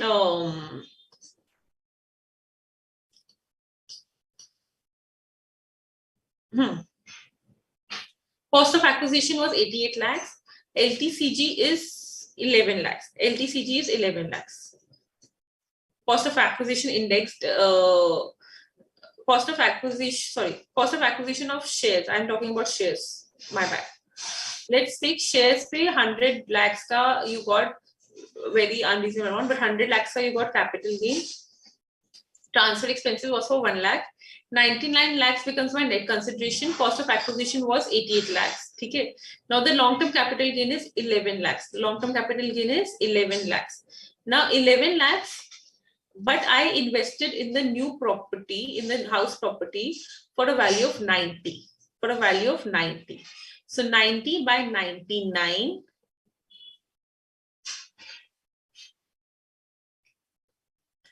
10 lakhs would be my exemption. 10 lakhs would be my exemption for section 54F. So 1 lakh would be the taxable amount.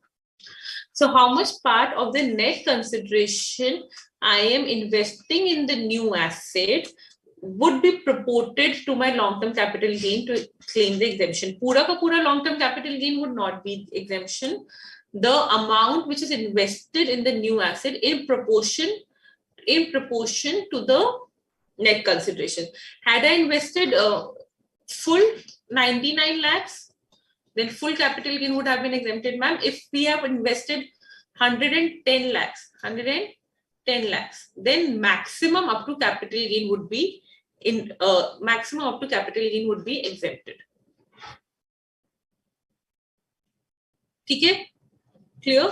Do the question of this, you will understand it. But one last concept, कि 54F में भी new residential property cannot be sold within a period of 3 years. And if sold, यहाँ पे there is different treatment. If sold within a period of 3 years, Pakka promise, this is the last concept.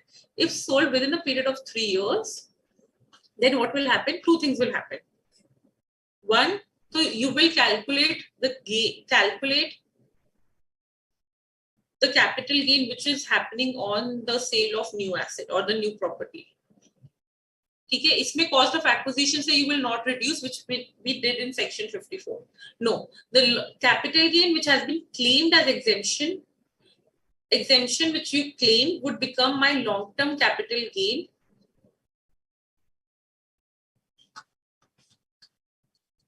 of the year in which the property is sold. So suppose I have sold the property, I invested in the new property in previous year 21-22, and I sold the new property in previous year 22-23. So what will happen? 22-23 में एक तो I will calculate the capital gain, normal short-term capital gain. इसमें cost of acquisition का full deduction मिलेगा. The gain which I claimed as exemption, here would become taxable. So if I have claimed exemption of 10 lakhs, this 10 lakhs pura would become taxable, and the new property पे short term capital gain in जो normal capital gain calculate होता है, that would come. Earlier in section 54, which we did was we were reducing it from the cost of acquisition, and then we were calculating the gain of the new property sold. Here, there are two treatments. One is taxing, reversing the exemption and taxing it as long-term capital gain, and another is obviously calculating the capital gain on sale of the asset. Clear? So with this, I believe we have done our entire concept. Isme two things are left, student. One is your rupee dominated bonds, and another is your first proviso to section 48. Except that I believe we have all done everything. Section 55A, you can give a read. Obviously, the tax on long-term capital gain is left. So in the next class, we'll be beginning from taxation of long-term capital gain. How do you tax not the long-term, but how do you tax your capital gains? And we'll start with other sources. Along with that, we'll cover section 46 and 46A. If we still have time in the next class, which I see if we have, then I'll do first proviso to section 48. Okay. Any queries? Yes, Pooja, you really see self-time is very important. Self-study, you take classes from anyone. You take classes from me, you take classes from any reputed teacher who is into teaching for so many years. Till the time you self-dedicate the time, the concepts will never be retained. Okay? Kushi, done, pakka, no more thing. Just if I purchase a new residential house in the name of someone else, will exemption would be provided? Depends again whether the consideration is applied, where the consideration we're talking about is applied, then yes, we can see. There are case laws.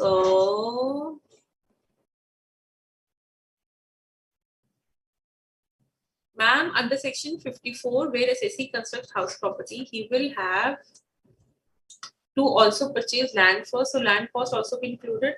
As in land first means property ka pura ka part is taken care of. Then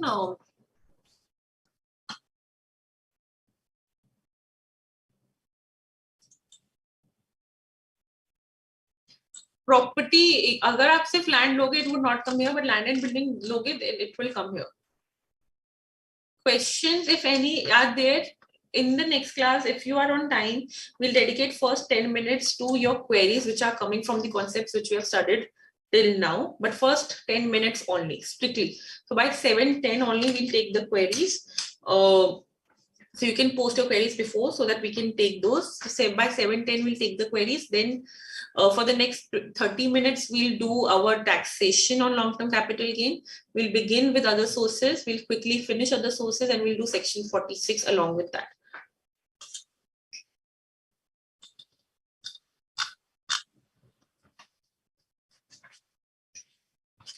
Section 54 में assessee owns more than 2 houses, he can invest in another 2 houses. That is not a criteria. 54F में the criteria is you cannot have more than 1 house to invest in to claim exemption of a new house for 54F.